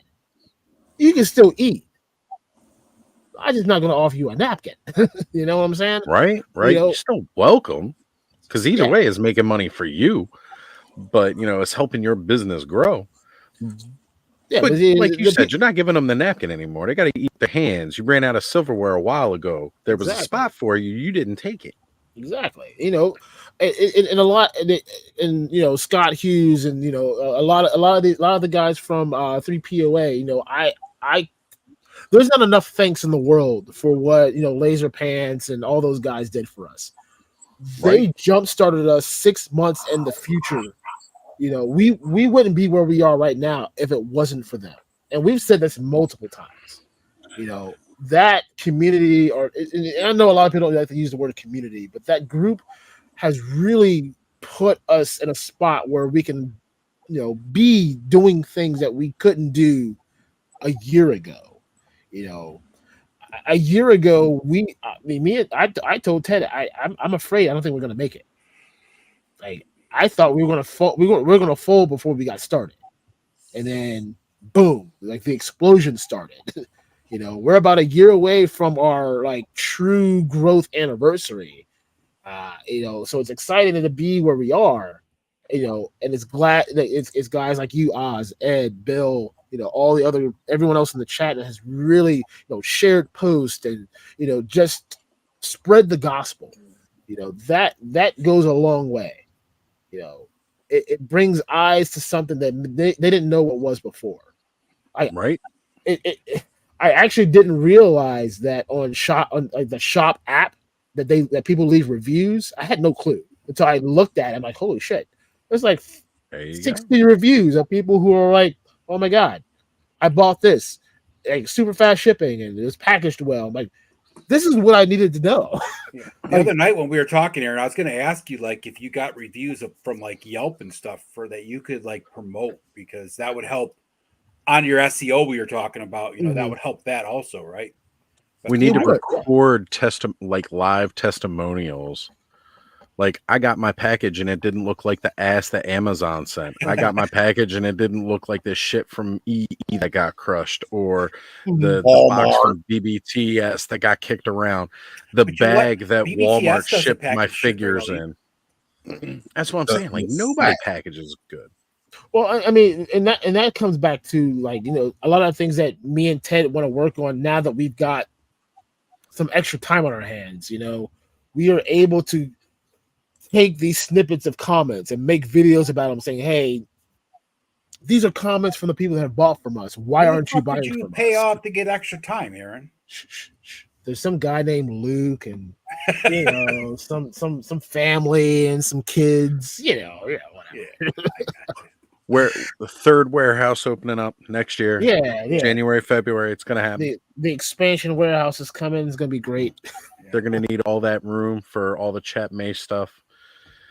See, what's going to happen is they're going to run around to all the Rosses and DDs and you know, TJ Maxx and stuff like that in their area. They're going to buy it for $3, and then they're going to turn around and sell it out of Helidope for $4. Well, see, what they'll do is they'll buy it all, then there'll become a desire for it. Then they can turn around and sell it for higher. Hey, well, that's how you do it, right? Make the $5 Ollie's price, but we'll sell it to you for $7. So you want to know a funny story? I'll tell you a funny story real quick before I call it good night, because I do have to get my son up soon. I gotta do the same, yeah. So when the birth of Helidope Toys started at PowerCon 2022, you know, we're sitting there, we're talking with, you know, Spiro Studios, and we're talking to you know, Four Horsemen and NECA. They're like, well, we'll talk to you, but you have to have a website. And we're like crap, we don't have a website. Like we were doing the clearance thing. Like, we're buying a bunch of clearance stuff. We're like, you know, we buy it for $5. We're not trying to sell it at retail. We put it up at, like, you know, an extra like $5. So you buy it for $5, we sell it for $10. Exactly. So you got to make money off of it somewhere, right? So we're putting it on Mercari, we're putting it on eBay and Facebook Marketplace, and then I was like, well, shoot, we got to create a website, and we have no product. I'm like, Ted, let's just take all the clearance stuff that we bought and make it look good. So, like, the first rendition of like the website one looked like crap, and it was all mainly clearance stuff. So thanks, Ollie's, and you know, all you guys for helping, you know, build the webpage. But like, see, that's where it needed to start, right? It needed to start somewhere, and look at where it's brought you now, right? And the other thing too, when you're doing all that Mercari and everything else, there's also sellers fees, like eBay stores and stuff like that. You got all those. It's more so prominent on eBay and stuff like that, where you get your sellers fees. Well, you still have them on like Shopify, but it's just not as impactful. Right. It's a smaller percentage because you're really paying for all the other stuff. And again, you still got to pay for domain name and everything else, and that costs money too. Like, it's not like you can just set up a website and everything's free after that. No, you got to maintain that domain name year after year after year, and that's expensive. It is not cheap to maintain a domain name at all. No. Once a year we see that bill and I cry. Yeah, that is a huge price. So, like, yeah, you don't have monthly rent for operating a brick and mortar store, but you got a yearly rent that's about as much as them damn taxes. You ain't lying. That is the truth. Well, Aaron, I think you called it. I think we should go, because this was going to be a short stream. Now it's 4 hours and 20 minutes later, which is still shorter than the usual. If you've ever done a short stream on your own channel. Exactly. It's 100% true. Like, we wouldn't have even done Toy Frenzy this long at this point. We would have wrapped that up hours ago. So my Friendsgiving went great, but it was great having so many friends along for the ride. That's for sure. So let's do our usual round table bit. Ed, what you got coming up? What do I have coming up? Nothing I got coming up. Well, I got Saturday night Clubhouse with the man right here on Oz's channel. And then Tuesday on my channel, Luke and I will be discussing Puff the Magic Dragon. Ooh, cartoon and the song and all of it. Like, are we puffing The Magic Dragon? I mean, Plus the Magic Dragon. Yep. Briscoe's tuned in. He's ready to go, he said. He's got the green cabbage ready to roll. The Osley fans, yes. The Osley fans, I totally got to maintain that. And that's not pricey. And my feet aren't cutting it. I got to get into more content. Yeah, man. You gotta get them hairs in there. You gotta get that beard. That's what they want to see. Run the fingers. Well, he was practicing. Did you see him combing that a little, Larry? He was yeah, I gotta comb it out a little bit, getting that bear set up because that's what really sells is that bear porn. Oh yeah. Everybody knows. Everybody like a teddy bear. I sell bear porn so I can afford a Mythic Legions bear, right, Oz?